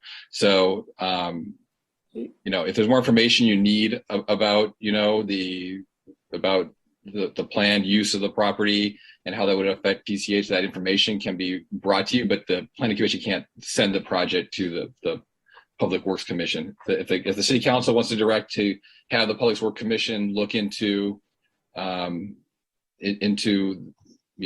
issues on PCH or potential impacts or something along those lines, they could do so. The City Council could do so. Yeah. Okay. John, I'm going to go to you for 1 second, but I also sort of cheated Dennis here, who actually had made a motion before we started all of this. He didn't get a second, though. I'm seconding Craig's motion. He did not require it to go to the Public Safety Commission. He required further input. So I'm going to second that motion. And I have specific input. I can itemize here. The motion was to continue the item. Is that correct? Yeah. Okay. To get additional information on 8 points to be specified. Why don't we just have a straw vote on this? Because I have a sense of what's going to happen here. And we can then get back to your 8 items if you want. Kathleen, can we take a vote on Craig's motion as seconded by John? Hang on. My motion isn't complete till I say why, right? I mean, don't you need to hear these reasons to have a sense of whether you want to continue it or not? Also, we need to know the date or a date uncertain as well that you're proposing. It would probably be helpful for staff to understand what additional information is requested by Commissioner Hill. I can be efficient here. Okay. I guess this is number 2 now, since we're not sending it to the Public Works or the Public Safety. We have the Coastal Commission letter pointing out that this is new development. It's not subject to the prior entitlements with respect to the setbacks and so forth. And so I think they're correct in asking that. Craig, let me just interrupt. Can you just specify as briefly as you can what specific information it is that you're requesting? I'm right on it. They say we need to analyze alternative projects. I don't think we have seen enough of that analysis. Number 3, the Mountains Conservancy makes a big point about how, and I agree with them here, one of the things about that they need to see if we can move the small chapel a little bit to the west to get it away from the northeast corner where it touches on the Esha area and actually sort of is really close to the canyon there. I know the oak trees are on the west side, but I think you could move it 10 feet and make a big difference. And that's what the Mountains Conservancy would like to see too. But what information is it that you're requesting that gets brought back? I mean, they want something, the center doesn't want to do it. We know what the issue is. Can that design work? Could they move it 10 feet or is it problematic for some reason? 4, the fire department review sheet is from 2014, signed in 2015. It's obviously for a different building, for an administration building, a different use. I think we need, the fire department needs to look at that and say, is this okay to put this building over here for this purpose? It's out of date. And again, this is probably a simple thing. You go to them, you get it. We're back at the meeting. Okay. Number 5, Fish and Wildlife points out that the survey is more than 4 years old and is therefore considered outdated. Now we do have the brief, and as they acknowledged, the post-Woolsey fire, but they say it was not thorough and it was done at the wrong time of year when the plant species wouldn't be evident and identifiable. So I think that survey needs to be done more completely. Number 6, Caltrans wants us to analyze whether a traffic light is appropriate, either at the ingress to the site or at Puerco Canyon Road. I didn't see that either of those has been directly analyzed. They also suggested that there be a sidewalk from John Tyler Drive so that people could get to the bus stop and maybe bike lanes to Pepperdine and surrounding neighborhoods. I don't see that that's been analyzed. 7, the amphitheater use is not included in the parking use table 5. When I asked Adrian about it earlier, Adrian, you quoted me the 67 spaces number. That's for the main temple. That the amphitheater is a separate thing there. So that needs to be clarified. Again, that's probably a simple thing. And then finally, this is the problematic part of this, the PCH stuff is that, it's not the big events, the big religious observances where people know that they have to go down to the shuttle and take that. It's the number of all the intermediate size events that might be small enough to fit on the lot, but might turn out to be too big for the lot. And you basically got the 6 TUPs per year. That's the religious events with the shuttle. So we have all these intermediate size events that are, now here I think the point is that the scope of the project is really, it's not just the site, it's a quasi-public transportation oriented project that involves a shuttle and parking elsewhere. And in that regard, I think we would want to, and also I should throw in there that David Katz flagged the unpermitted uses on the site over the years.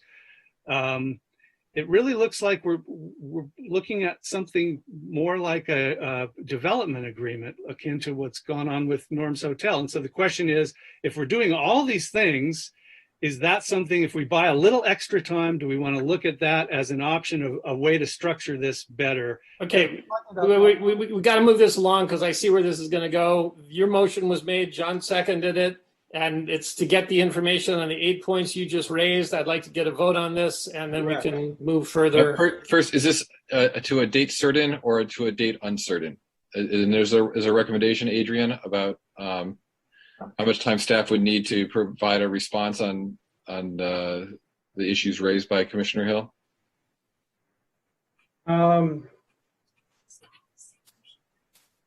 I think it would have to be on a date uncertain. I think we would need more clarification.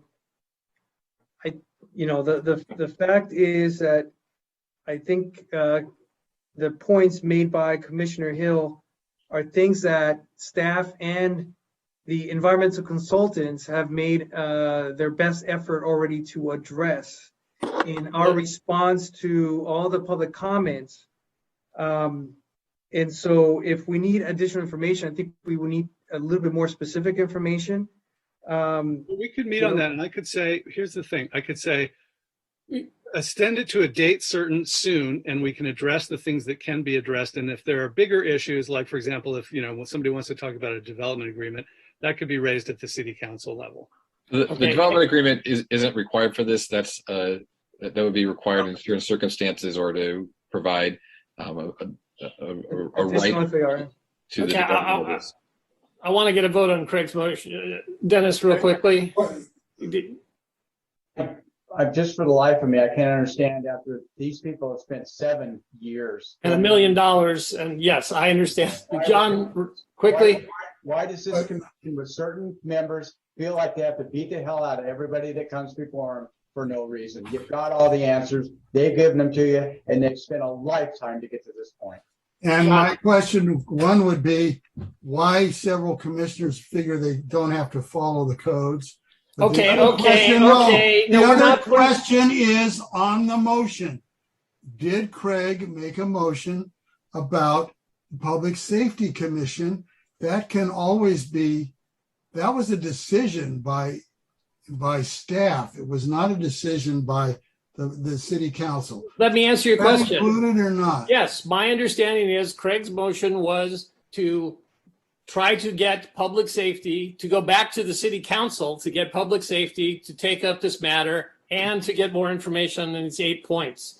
Okay. I think we know where this vote's going to go, and we're wasting a lot of time. David, you didn't characterize it correctly. I already acknowledged that, based on what Trevor said, we can't effectively request public safety to report to us directly. That this is something that the council will have to do when it comes to their side. Okay. Well, or they can do it in the meantime. So there are some of these more administrative things, like for example, the updated fire department permit. I get it. You've let's vote. Let's vote. Let's vote right now. I get it. You have 8 points. They've waited 7 years. They could wait another 2 weeks or a month. I get it. You got a motion. It was seconded. I'd like to call the roll on your motion. We just need to know, is it to a date uncertain or is it to a certain date? Well, Adrian suggested a date uncertain. Let's just say a date uncertain. Is that your motion, Commissioner Hill, to a date uncertain, and then for staff to provide additional information or response to the remaining points that you brought up? Would that be accurate? Yeah, unless staff thinks that they could respond to substantially, a fair share of them within a month, then, because I mean, I'd like to see it move along too, right? I'm not trying to slow it down. I just feel like there are some things. Adrian, is it better to continue it for a month or to a date uncertain?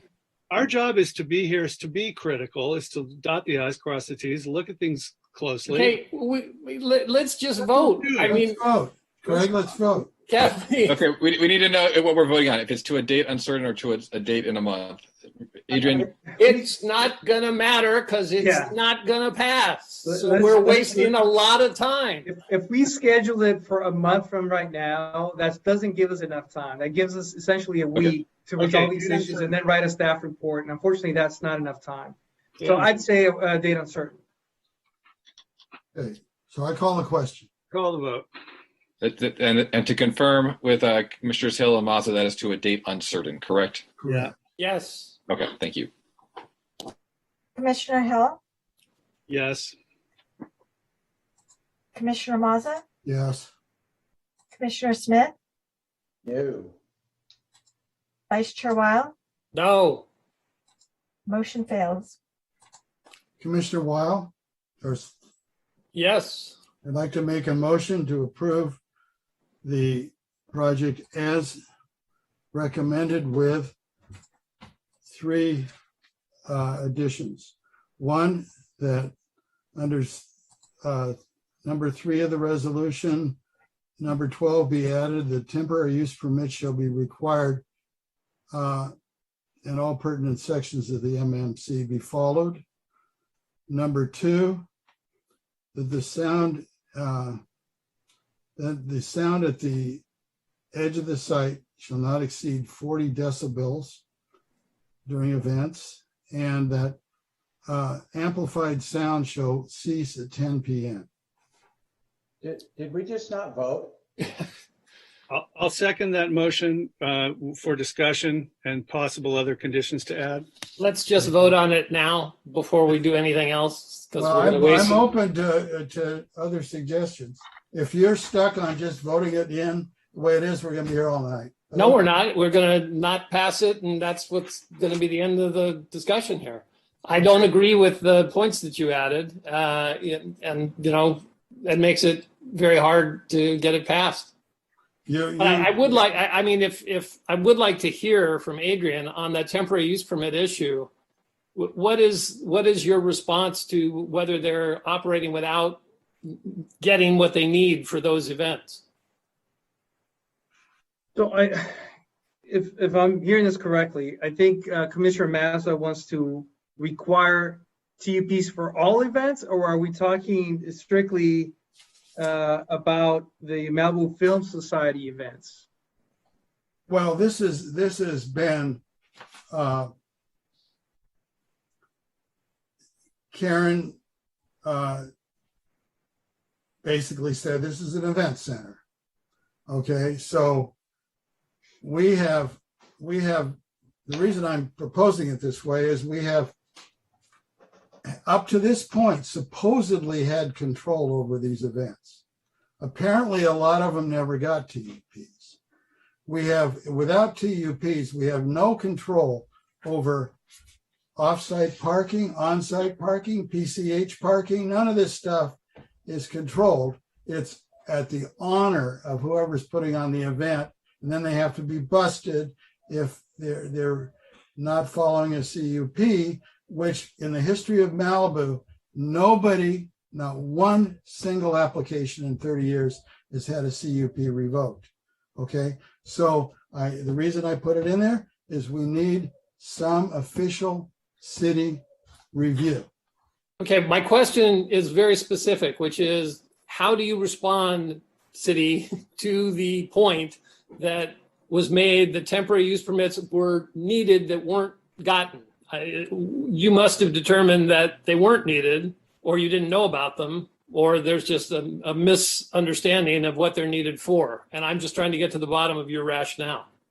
Yeah, so a lot of the events that they're requesting are religious events that they've had since they opened. So these are events that are typical with a use of an institutional religious facility. And so for those type of events, the city would not have required temporary use permits. I think the only use, but all those events are subject to the conditional use permit that is before the Planning Commission. So we can add regulations on those. However, the only event that is not typical with a religious facility are the Malibu Film Society events. Now, we were requesting that to be part of the conditional use permit because the Planning Commission can make a decision to add those events as part of their CUP. However, the Planning Commission may also choose to remove those events from the events they're requesting and require that those events would be processed with TUPs, which will limit their 25 events to 6 events a year. Comment. I talked to Adrian about this afternoon, and he did tell me that every event that the Malibu Film Society has had in the past needed a TUP. There's another factor in there, and that is that CUPs last forever. If Malibu's here 500 years from now, this is here 500 years from now. And when you name a private organization in a CUP, it doesn't last 500 years. Okay. I think he answered the question. You have a motion on the table, which I think was there. Craig, did you second John's motion? I did for discussion and potential added additional conditions. And I'm willing to hear anybody's conditions. I'm willing to, I just want to get this moving along like we did on Norm's Hotel. And I have to let you remember, because we just heard this and the city council just heard it. We required TUPs for events. We required sound mediation with exactly the same situation with houses uphill. We required all these things. Okay, John, I want to move this along just so we can get to a conclusion if there is one. So to do what you want to do, I'm just trying to be very practical here. Your motion has 3 amendments to it. My sense is that you're not going to get a third vote from Dennis or from me on any of those 3. And so you're going to lose. So if you're looking for additional amendments to your motion that we can discuss, we're open to discussing them. If you need those 3 things in order for you to support it, then we should vote on it and it won't pass and we'll start all over again. Well, would you consider? By the way, Dennis, I don't mean to be putting words in your mouth. I'm just trying to. No, I'm trying to facilitate this passing. Now, if you are dead set on allowing any event, anytime, without a TUP, without any review by the city, any restrictions, if you're dead set on that, then this can't pass. If you're saying, okay, let's exempt religious events, we can go through and I can make a change in this motion for Rosh Hashanah and Yom Kippur and Yom Kippur Day and B'nai Mitzvah and Purim Carnival and Seder. Okay, that's what you want. If you don't want that, if you just want to open it up to anybody who wants to rent it, any kind of event they have, I guess we have a problem. Okay. Because the way it's written now, anybody can have any event at any time. Adrian, is that your view about what's written now? I think what we're getting to is the fact that there are also weddings as part of the events. And my view is that they've requested the events on the table they provided. Right. And so there would be subject to those events. Now, we can further reduce those events if we wanted to, right? So, for example, instead of the 10 weddings on Sunday, we can change that to perhaps 8 or whatever number the Planning Commission would like to have. Well, but I think the point is John was concerned that it's unlimited at anything they want to do, and I think that's not accurate. It's as reflected on that table, correct? That's right. So this table limits the number of attendees. It also limits their hours, and it limits the number of events that they would have per year. Okay, so for example, Mr. Katz said that there were 54 film events last year. And that and this table says there are only 70 people go to it. If they had an event with 150 people, do they lose their CUP? Who reviews this? They would need a temporary use permit in order to exceed the levels on here. Where does it say that? It says all events are limited to the below. So you have conditions for these events that are in the table on condition 34. And if they want to do anything that exceeds that or an additional event, they'd be limited to the TUP limitation. So an And additional. how is that monitored? How is Only it- by violation, right? Policy 43. So Yeah, so policy 43, somebody has to go to the city as an individual and narc on the Malibu Film Society. Dennis has his hand up. I don't think they had 54 of anything last year. So whatever Mr. Katz is getting his numbers, I don't think that's right unless he's talking about 2019. But if they have to pick up a CUP or something, John, let them get it. Just No, they don't have to get it. We're giving it to What them. are we talking about? Why are we trying to take these people apart for ridiculous things? We're trying to limit, my motion is to try to limit the fact that we have had, and I have seen, and everybody knows, everybody in this room knows that there's events that have parking up and down the highway. They can't do it anymore. No, that doesn't say that. It doesn't say that. Yeah, they're not going to. It doesn't. No, I'm not going to. I'm not going to, you know. Okay.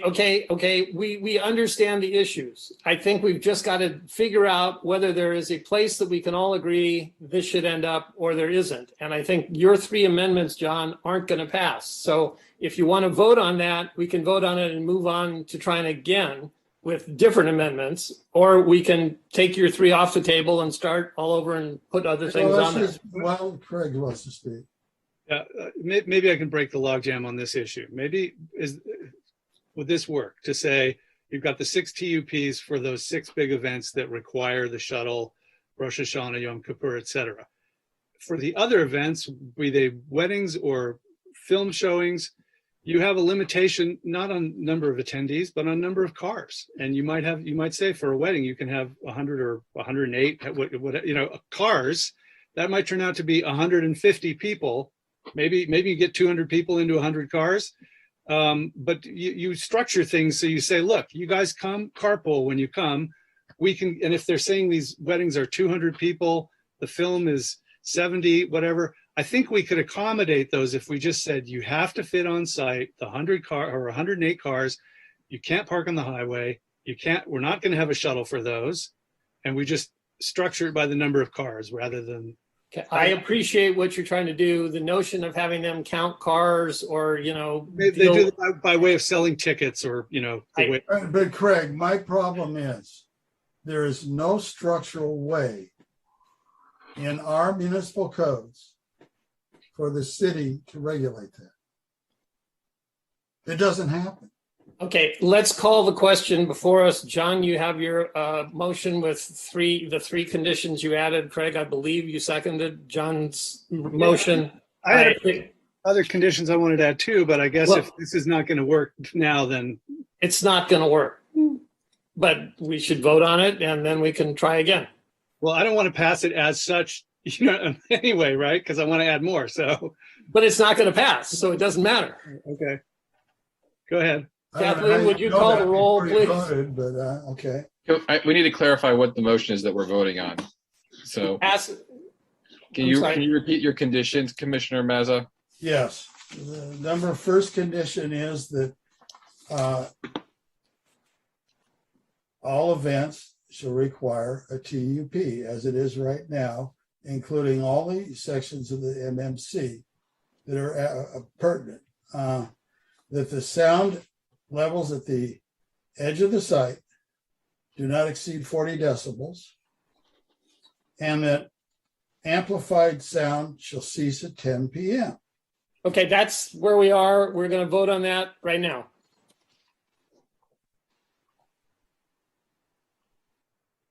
Commissioner Mazza? Yes. Commissioner Hell? Pass. And was that a yes? No, it was a pass. It was abstain. Abstain. Oh, you're abstaining. Commissioner Smith? No. Vice Chair Weil? No. Motion failed. Okay, Dennis, would you like to make a motion? I make a motion to continue to a date uncertain. I'll second that. I'll ask on what basis or for what purpose? Yeah. I mean, is this like my motion again, or what's your where This you is go? a motion to continue this project to a date uncertain due to the lack of the votes that we need to get to make this thing move. We're just going to sit Okay, here. I'll retract my second. To gerrymander a vote is, as far as I'm concerned, improper. Well, if you'd be willing to withdraw that, Dennis, I'd be willing to make a motion that we adopt the staff recommendation as is. I will withdraw and I will second. I don't think it's going to pass, but we can give it a shot. At which point I could now chuck in about 10 potential conditions to see if we get there. For what? Well, you haven't heard them yet. You don't need to. 10's way too many. I mean, what could you possibly come up with, Commissioner Hill, that these people don't have after this time? Well, I'm glad you asked, Commissioner Smith. I'll start number one. Okay, well, Excuse just so we me, do. Larry Green has his hand up. I don't know if that's relevant. We're to the voting right discussion. now. Hold on one second. Just so we do this in an orderly way and in an efficient way, we seem to be 2-2 on virtually everything. So if you have conditions that you could live with if they're added to the passage of this, you can just throw them out one by one and see if we can get there. If we can, we could pass it. If we can't, we'll be deadlocked. The first one is that they've already said they want Caltrans or I don't know, private parties to put no synagogue parking signs on the south side. I want signs on the north side also. Could we say no parking on PCH? No, that's not going to fly? They told us they're not going to have any parking. They're not going to let anybody park during one of their events. If somebody else parks there to go to the beach or whatever, that's their business. And also on the south side. Right. So the signs say no synagogue or event parking on, obviously if you're not going to the beach from there, but if you're going to, but something that's targeted that expressly shows we're not condoning parking here with some kind of sign. But it's And not enforceable. It's going to be with the Coastal Commission. We can't just have somebody can't make signs. We've already been down that road here. It doesn't work. It's a lifetime. One of the conditions that we have right now is for temporary signs to be placed on the south side that would indicate no parking. The applicant has actually agreed to put the same signs on the north side. So I don't think that's an issue because they're temporary signs that would only be there for the large events. These would be the events that would generate more parking. Which condition is this, Adrian? It's the mitigation measure that was added at the start of the staff report. Okay, what mitigation measure? So we should just clarify what we're adjusting here. Of course. That would be mitigation measure number trans -1. And it's modified to, I don't have it in front of me. Can you give me the language, Adrian, how we would modify it? Just give me 1 second here.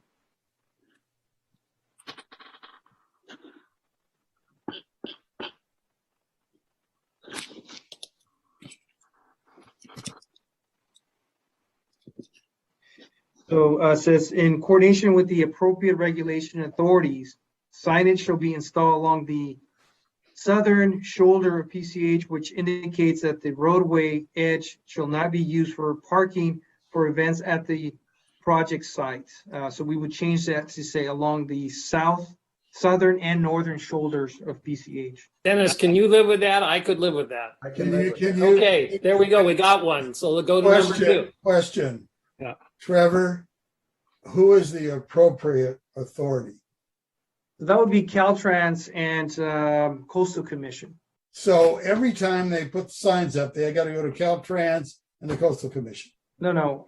We're talking about, again, temporary signs that would be placed there. We just want to make sure that. Yeah, but you read the language said the appropriate in consultation with the appropriate authority. That's right. Okay, well, that's part of the resolution. Who is it? And what do you have to do?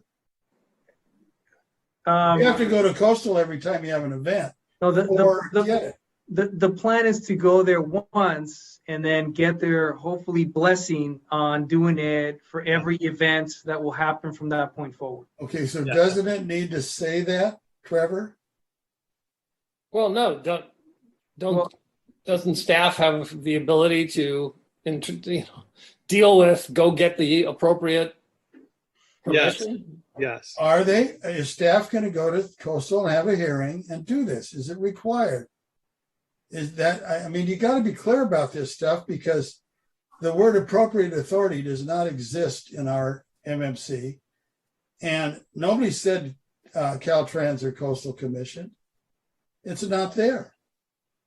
put those words in there and say staff will go to them. And as Adrian describes, it sounds like they can just pitch it at one time and make the deal. If Adrian has no objection to that, then let's go with it.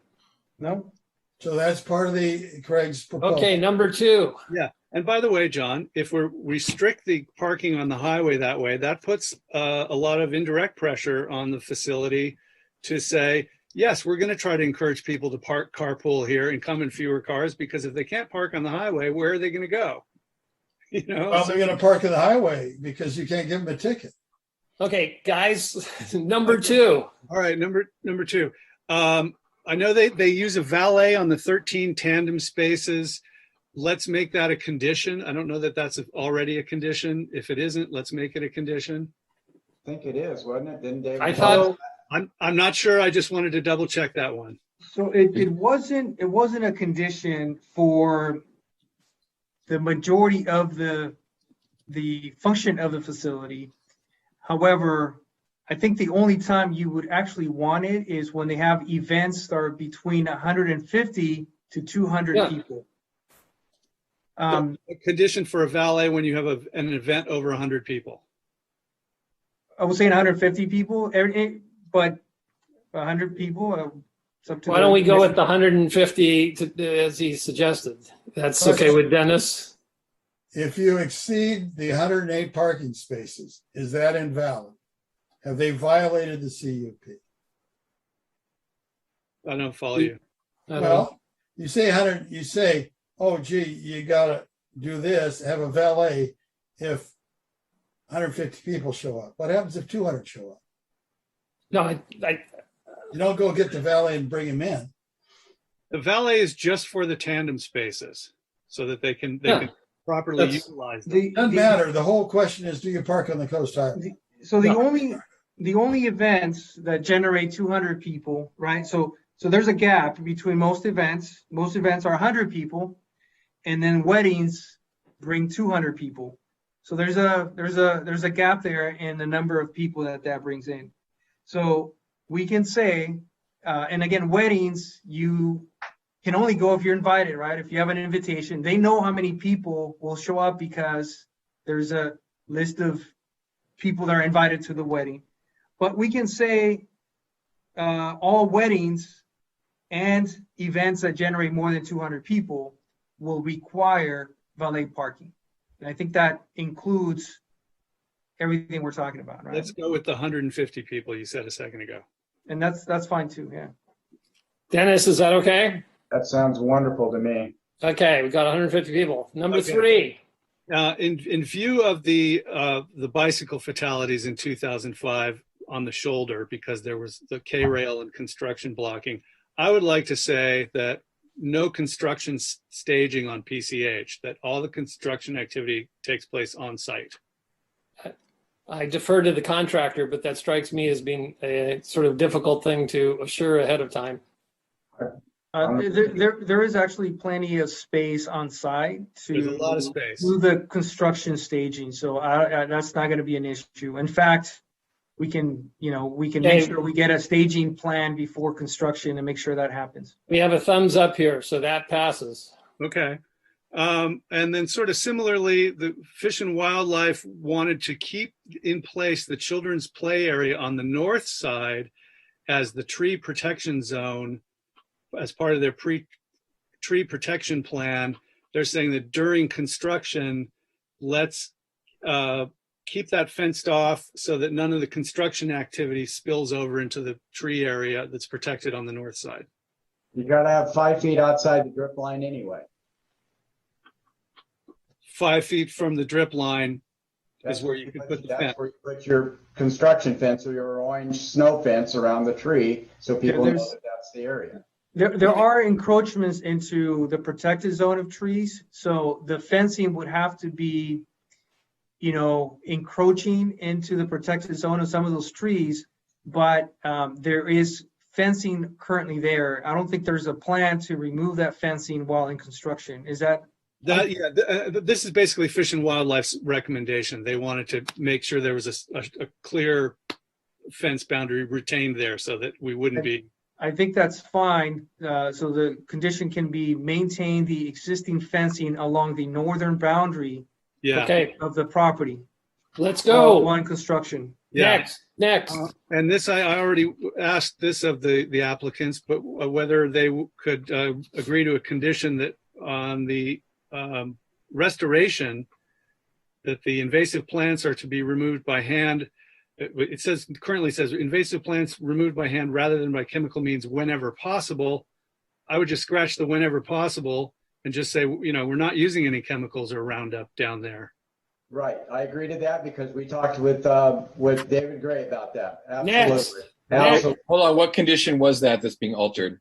Oh, I don't remember the That number. was the bio 1 mitigation measure, Trevor. Okay. Good one, Adrian. Thanks for picking that up. We should be towards the end of your list here. Oh, I think I got in about 6 and I'm about 10 or 11 total. That Fish and Wildlife also wanted to make sure, and this would be a condition, that no construction occur between January 1 and August 31 unless a qualified biologist completes a survey regarding nesting bird activity, blah, blah, blah. No. No. Okay, Absolutely next. not. That's a standard condition. No, it isn't. Yes, it is. Have you ever worked with him or been around him, John? No. Okay. We condition birds nesting all the time. That's not birds nesting. You're not talking about a lease turnout on the beach. We're talking about working in this area to build this facility. Okay, it's not going to pass. So good. Move to the next one. Okay, related. They wanted tree removal only between October 1st and February 28th due to roosting season. The actual removal of the trees, that seems like that could take place in a discrete time period. I don't know enough to have an opinion. Do we have, is that? There is already mitigation about that put in place. Well, I'm referring to their letter. So if Yes. maybe you're implying that they missed that. No, I think we added as part of the response to those comments. We added additional things in the requirements, and one of them is there's a survey we're going to have to do to make sure that there are no bats roosting during that time, and if they are, they'll have to wait until. What condition is that? We can look for it. So your point is being handled in a sort of enough way. I think so. On lighting, sort of a dark sky kind of thing, there are scheduled adult activities to 9 p.m. I wonder if there's a way that we could say that they need to be on the south side of the building rather than the north side so that we can turn lights off earlier on the north side. I don't know that we've gotten any complaints from the Malibu Country Estates folks, have we? I'm thinking about wildlife in the ESHA. If we don't want to, I mean, it's illegal to shine bright light on ESHA from exterior sources. It would be nice if we don't have to use the buildings on the north side after dark.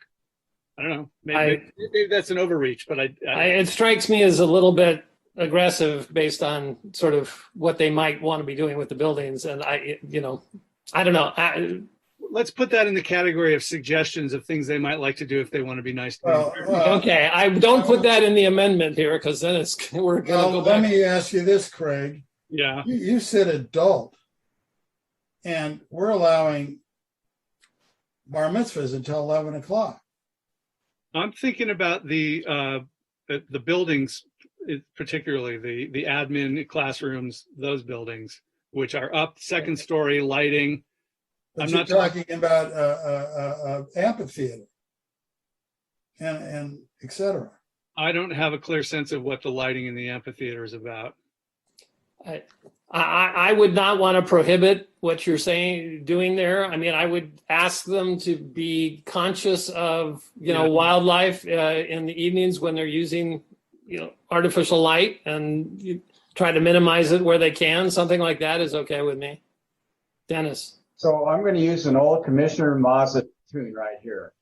Change the lumens on the light. What do you think, Commissioner Mazza? Well, I think we have a requirement in here to follow the dark sky ordinance. The dark sky is all exterior lighting. My thought is if we're up on a higher sort of second story with big sort of classroom windows with lots of light in them, that's not covered by dark sky, but it'd be nice if we could keep that down to the extent possible. So you admit that dark sky applies. Okay, so I go with your point of keeping it down to the extent possible, but I wouldn't want to mandate something because who knows what they want to use those rooms for. You know, they may actually want to have night classes. I don't know. Have window coverings. They can have window coverings. Yeah. There you go. There you go. Or, and like I said, maybe these things just happen on the south side at night, but we could mandate this and just put in that magic clause at the end, comma, whenever, or to the extent possible, to the extent feasible. Feasible. Okay, are we done? No. Hold on. Is there, are we adding a condition about that, or is that just a suggestion to? I think we're suggesting that they be conscious of minimizing nighttime light after 9 p.m. on the north side from any interior windows. Okay, so it's not an amendment; it's just a suggestion to them, right? Yes. Minimize interior light spill. Okay, John called out the noise measure that we had before. I think that's worth including still. I don't think you were voting against that particularly before. Yeah. You were? Yep. There's no noise. Let me just make a comment. I have a house across the canyon from me every other Saturday or Sunday or whenever they have bar mitzvahs. At 9:30, I get the loudspeaker on, I get the little speech, and then I get the music until about 11. You can hear it. These are 500 feet away. I defer to my colleague, Mr. Smith here, but my sense is that that's too restrictive. I can't see that one. I'm going with you on everything else, Commissioner. Okay, next. Yeah, that one doesn't. It's true of Norm's place, but not here. Yes. It's not the same. Next. The trees are going to block a lot of that sound. Folks, let's see what we can agree on. Is there a feasible time limit that we could agree to? Not, I mean, I don't know the usage and what would be. You want midnight music.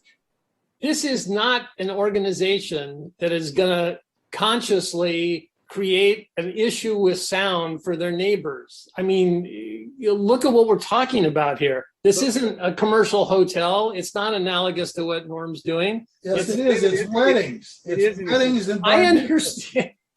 To the extent that they have a different client each time they have a wedding, it's a different show each time. So okay, I don't feel that they're going to operate in a way that's going to piss off their neighbors and justify it by, well, it's a different group this next time, so it's going to be okay. The condition was to prohibit amplified sound after a certain period at night. That's what we're talking about. Is that correct? Well, they don't want to do it. That's what I want to do. Okay. I'm sorry, Commissioner Smith.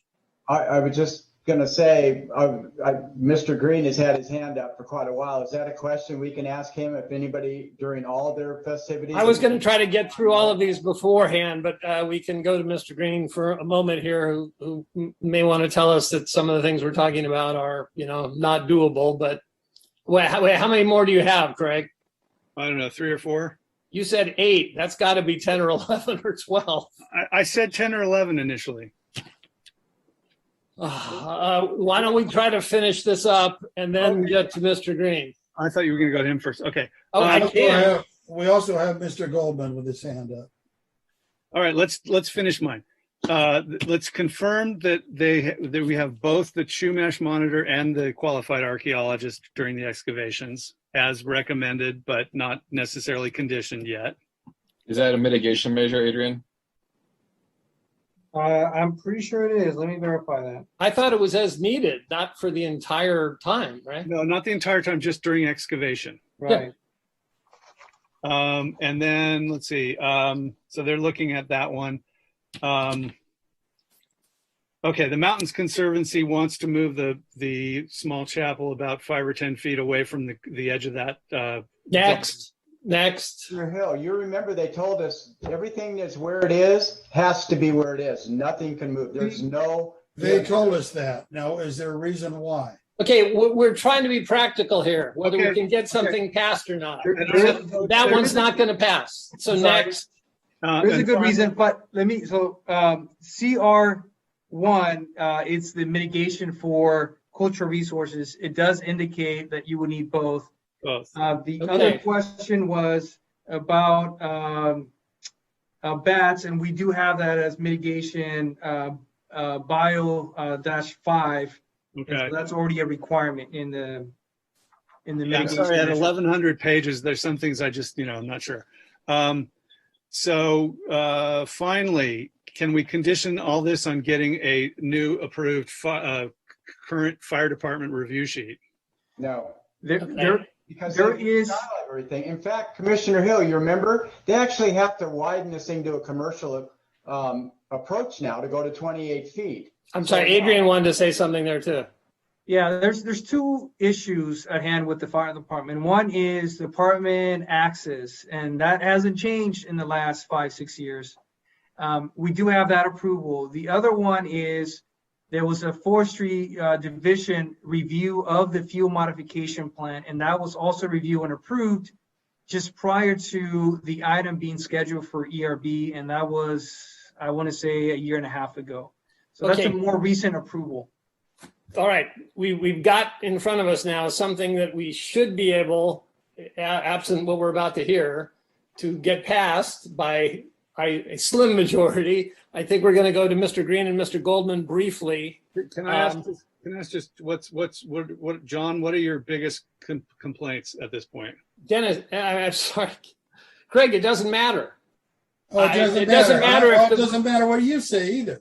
You're not listening to my point. It doesn't matter if the vote is 3-1 or 4-0. It's going to pass. So I'm trying to get it to another place is, you can't please everybody all the time. You think it's going to pass. You've already decided how Craig's going to vote. Yeah, I think Craig has indicated from body language that Even these though you amendments. turned him down on 4 items. Do you want Okay, Mr. go ahead, pick how people vote. Go ahead.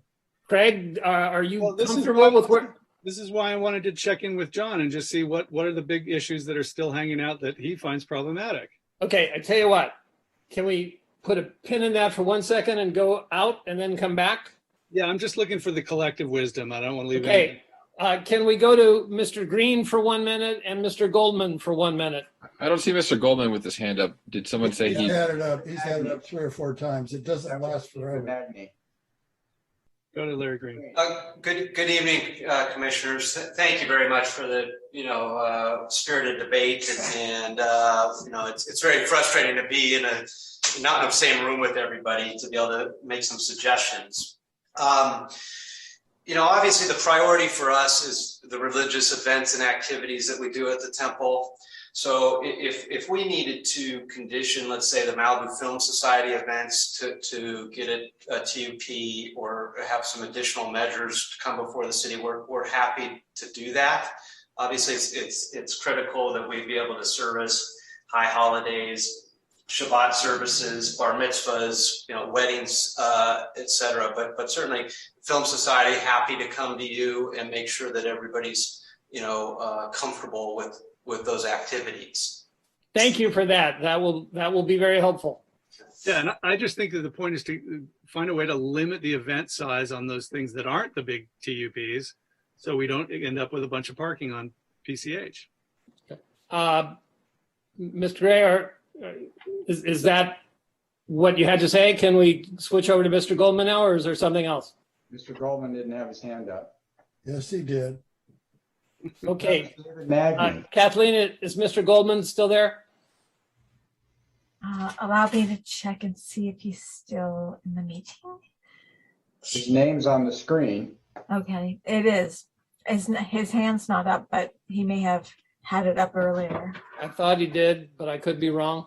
I thought it was David Magny below him. Oh, I think you're right. No, it was not. There you go.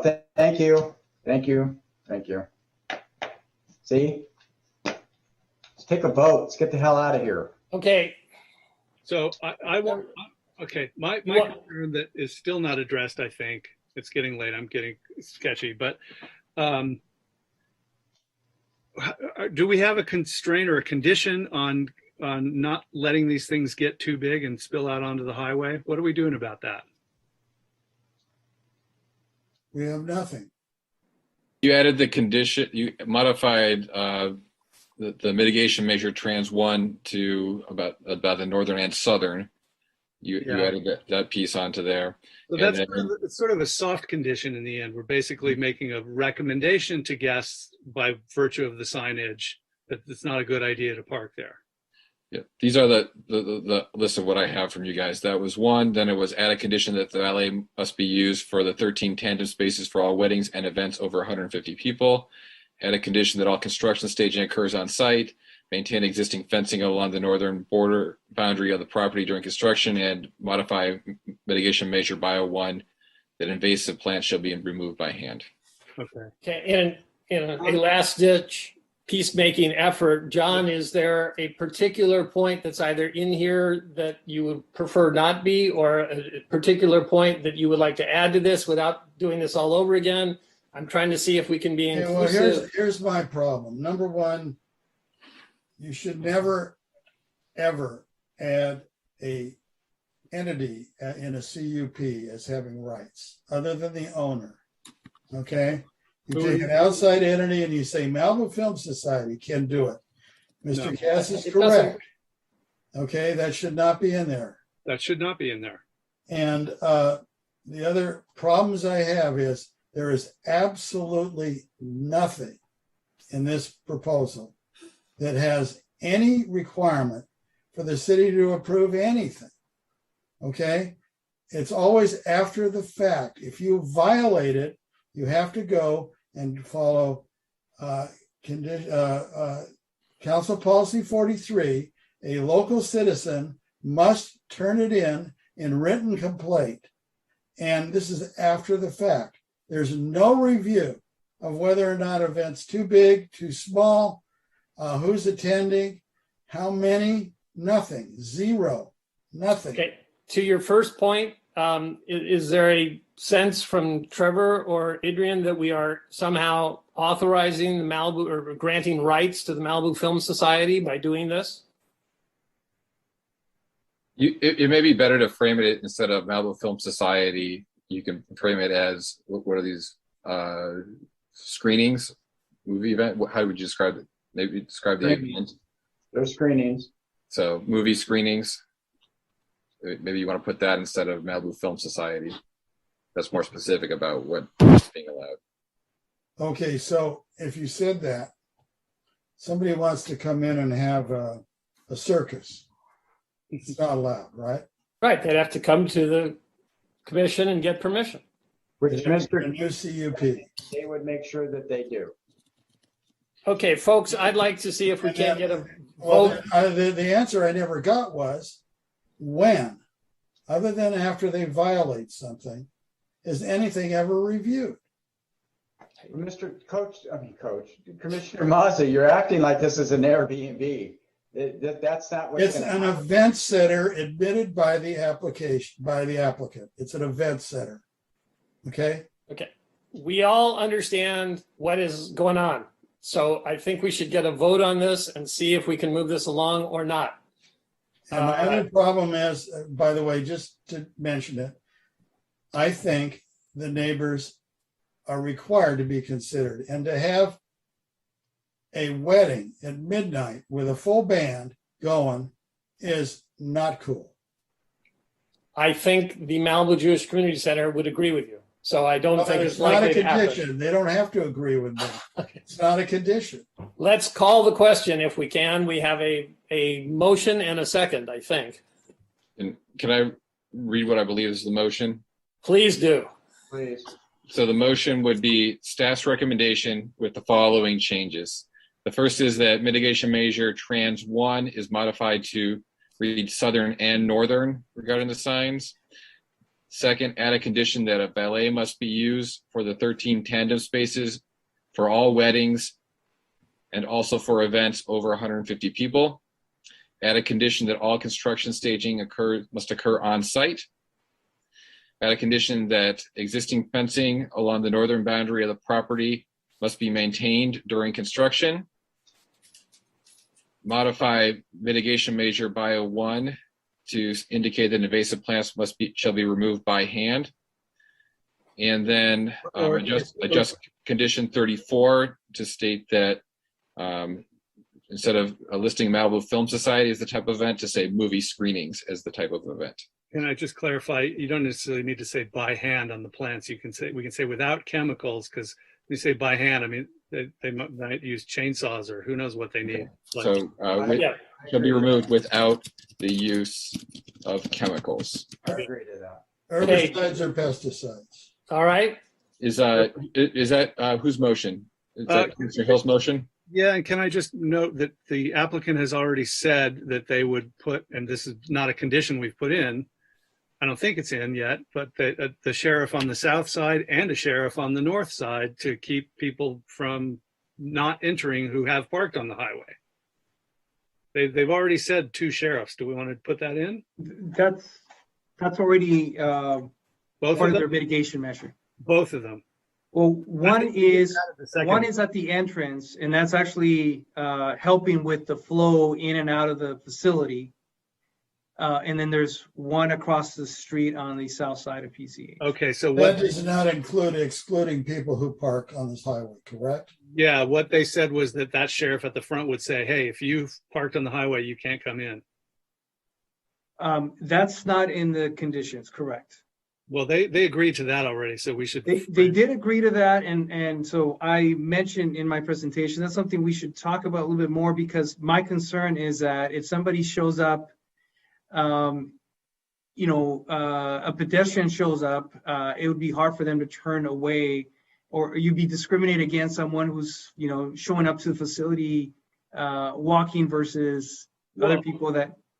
The sheriff can just say, did you park on the highway right here? They said, no, I'm a pedestrian. I walked in, the sheriff has the discretion to decide whether they're lying. That would be up to the commission to decide whether, how to enforce that.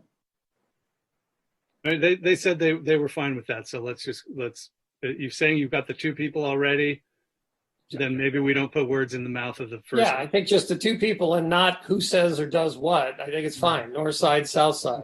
Okay, Dennis, is that okay? Yes, so that is what they told Commissioner Hill and I.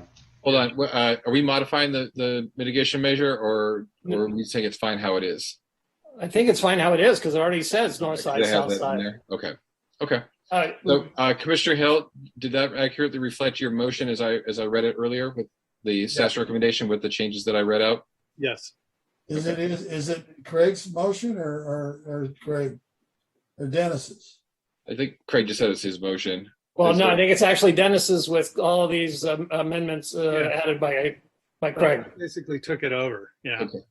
Okay. Commissioner Smith, does that accurately reflect your motion, that it's staff's recommendation with the changes that I read? I'll do it again just for clarity. That mitigation measure trans 1 be modified to say southern and northern regarding the signs, to add a condition that valet must be used for the 13 tandem spaces for all weddings and all events over 150 people. Add a condition that all construction staging must occur on site. Add that a condition that existing fencing along the northern boundary of the property must be maintained during construction. Modify mitigation measure bio 1 to state that invasive plants shall be removed without the use of chemicals. And alter condition 34, the table there, and remove Malibu Film Society and replace that with movie screenings as the description of the type of event. Does that accurately reflect your motion? Yes, it does. I hate to do this. I hate to be honest sometimes. We've left out the light issue that we had, I think, already resolved, right? We were going to have them take account of the fact that they should not be unnecessarily having lights going out in the northern portion of the classroom buildings after, what was it, 9 o'clock at night or something? It's not a mandate. I thought that was you were just. It's a suggestion. I would say minimize use of light on the north side of the building after dark to the extent possible. Perfect. Feasible. Perfect. Hold on, let me get that down. So we're adding a condition that they shall minimize lighting to the extent possible on the north side of the 2-story building. Yeah. John's shaking his head because it's He not. was. Commissioner Mazza, what's the matter? Well, I just think you have absolutely no way to follow any of these. Okay, the one last thing, Mr. Katz has his hand up, and 1 minute there. Hold on, I'm sorry. Was there a time PM at which they're supposed to limit the lighting on I would that just side? say, I thought we said after 9 o'clock. no, I said after dark, when feasible. So, just don't leave the lights on if nobody's in the room or whatever. How about dusk? All year round, dusk. Yeah, there you go. I think we need to go to Mr. Katz for 1 minute here, and then we'll vote on this issue. Kathleen, could you allow Mr. Katz a minute?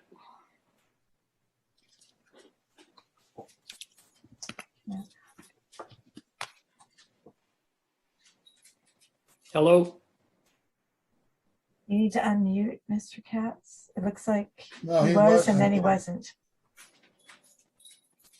I see his microphone is still off.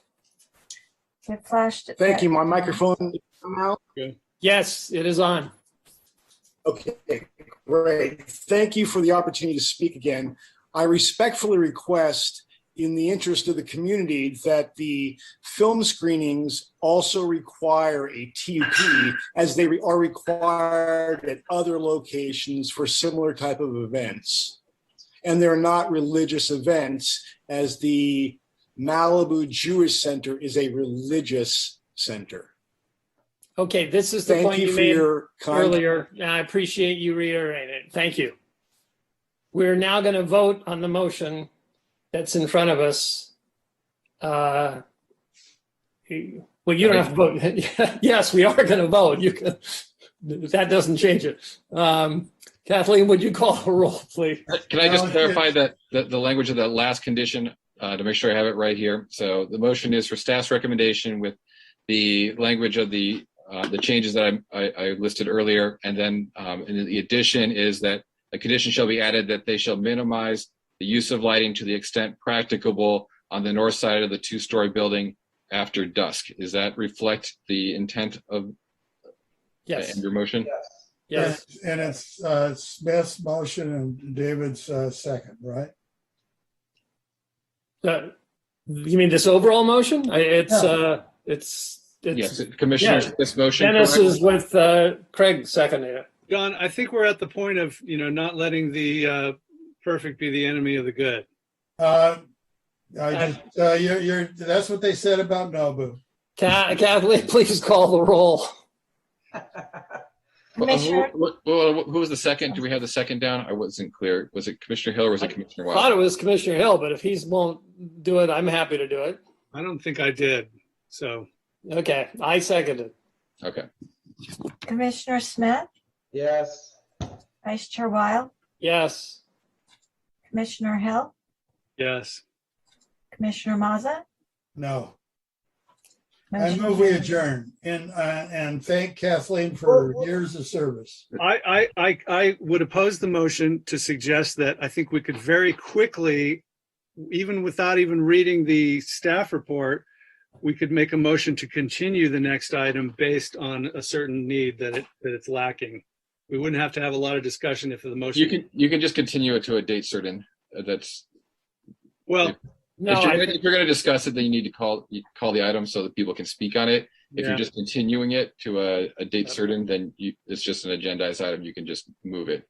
All right, then in that case, I would I will have to try to talk to staff in the meantime and see if when it comes back, it can come back ready to go, because then I'd otherwise need to continue it yet again. Okay, please raise it with staff. Adrian, is there a date that you prefer for the final item to be continued to? Not knowing exactly what the issue is to continue the item is tough, but I would say just continue to the next meeting, which will be September 6th. Okay, and if it needs further continuous, staff can recommend that. It's actually September 8th because of the holidays. Oh, that's right. Thank you, Kathleen. So the motion then is to continue item 5F to the next meeting, September 8th, correct? Yeah, it'll take longer than that, but I mean, I can say it'll take longer than that. So I don't know but you can't just rely on my word to be doing the scheduling. You can make the motion to make it to like 2 meetings out if you want, Commissioner Hill. You can make that motion and see. I would make that motion. That would stand more of a chance of coordinating with staff and getting it in under the wire. So the motion is to continue to what would be that meeting? September 20th. Is that your motion, Commissioner Hill, to continue item 5F to September 20th, the regular Yes. regular meeting on that date? Okay. Is there a second? If anyone's curious, they can call me up. Is there a second? I'll second it. Commissioner Hill, Yes. Commissioner Mazza, Yes. Commissioner Smith, Nope. Vice Chair Weil. Nope. Okay, I make a Motion motion fails. to continue it to the next meeting after that, whatever that is, in October. You're going the We wrong can go, way. no, John. no. We can go no all night, and it's only 11. I don't hear a second. Why are we doing this to What are we doing here? I mean, obviously the subtext is that there's a geologic report that you wish that they had that they don't have. We No can't one get is- into a discussion of the item itself. No, I understand, but that's what's motivating what's going on here. We Well, can't do that. we can't discuss We it. can't do that. I'm So- making a motion for the next meeting after that. Is there a second? September 20th, or whatever it is. We just voted on that one. Okay, I'm going to change my mind because this has to happen sooner than that. Yeah, why don't we just put it for the next meeting? Because you're not going to get 2 votes. But we might get 3. My hope was to have only one more meeting on this. If we put it on the next meeting, then it might get bumped yet again. That's why I thought two meetings out. Not a great. Somebody want to make another motion? Go ahead. September 23rd. Is that what you guys said originally? You and John? For the Yeah. 20th. What was the motion, Kathleen? Maybe you want to make the motion again, Commissioner Hill? I think it's to continue item 5F to, is it September 20th? Correct. Okay. Okay. So you make the motion. Is that your motion, Commissioner Hill? That is. I'll second it. Okay. And I think all the people who've been sitting, including the applicants, who've been sitting waiting to address this issue, apologies for how long it's taken us tonight, but we try to do things once and do them right. And so sorry to keep you up this late. And apologies that it's going to now take several more weeks before we get to where we need to be. Okay, so we have a motion and a second on when this should be continued to. Kathleen? Commissioner Hill, Yes. Commissioner Mazza, Yes. Commissioner Smith, Yes. Vice Chair Weil. No. Motion carries. Okay, I move we adjourn the meeting in honor of Kathleen. Kathleen, we're going to miss you. I'm sure you're going to miss this. Yeah, we are going to miss you a lot. You've been really good and tight on so much here, and hopefully Patricia will carry the ball, and we'll get somebody else soon.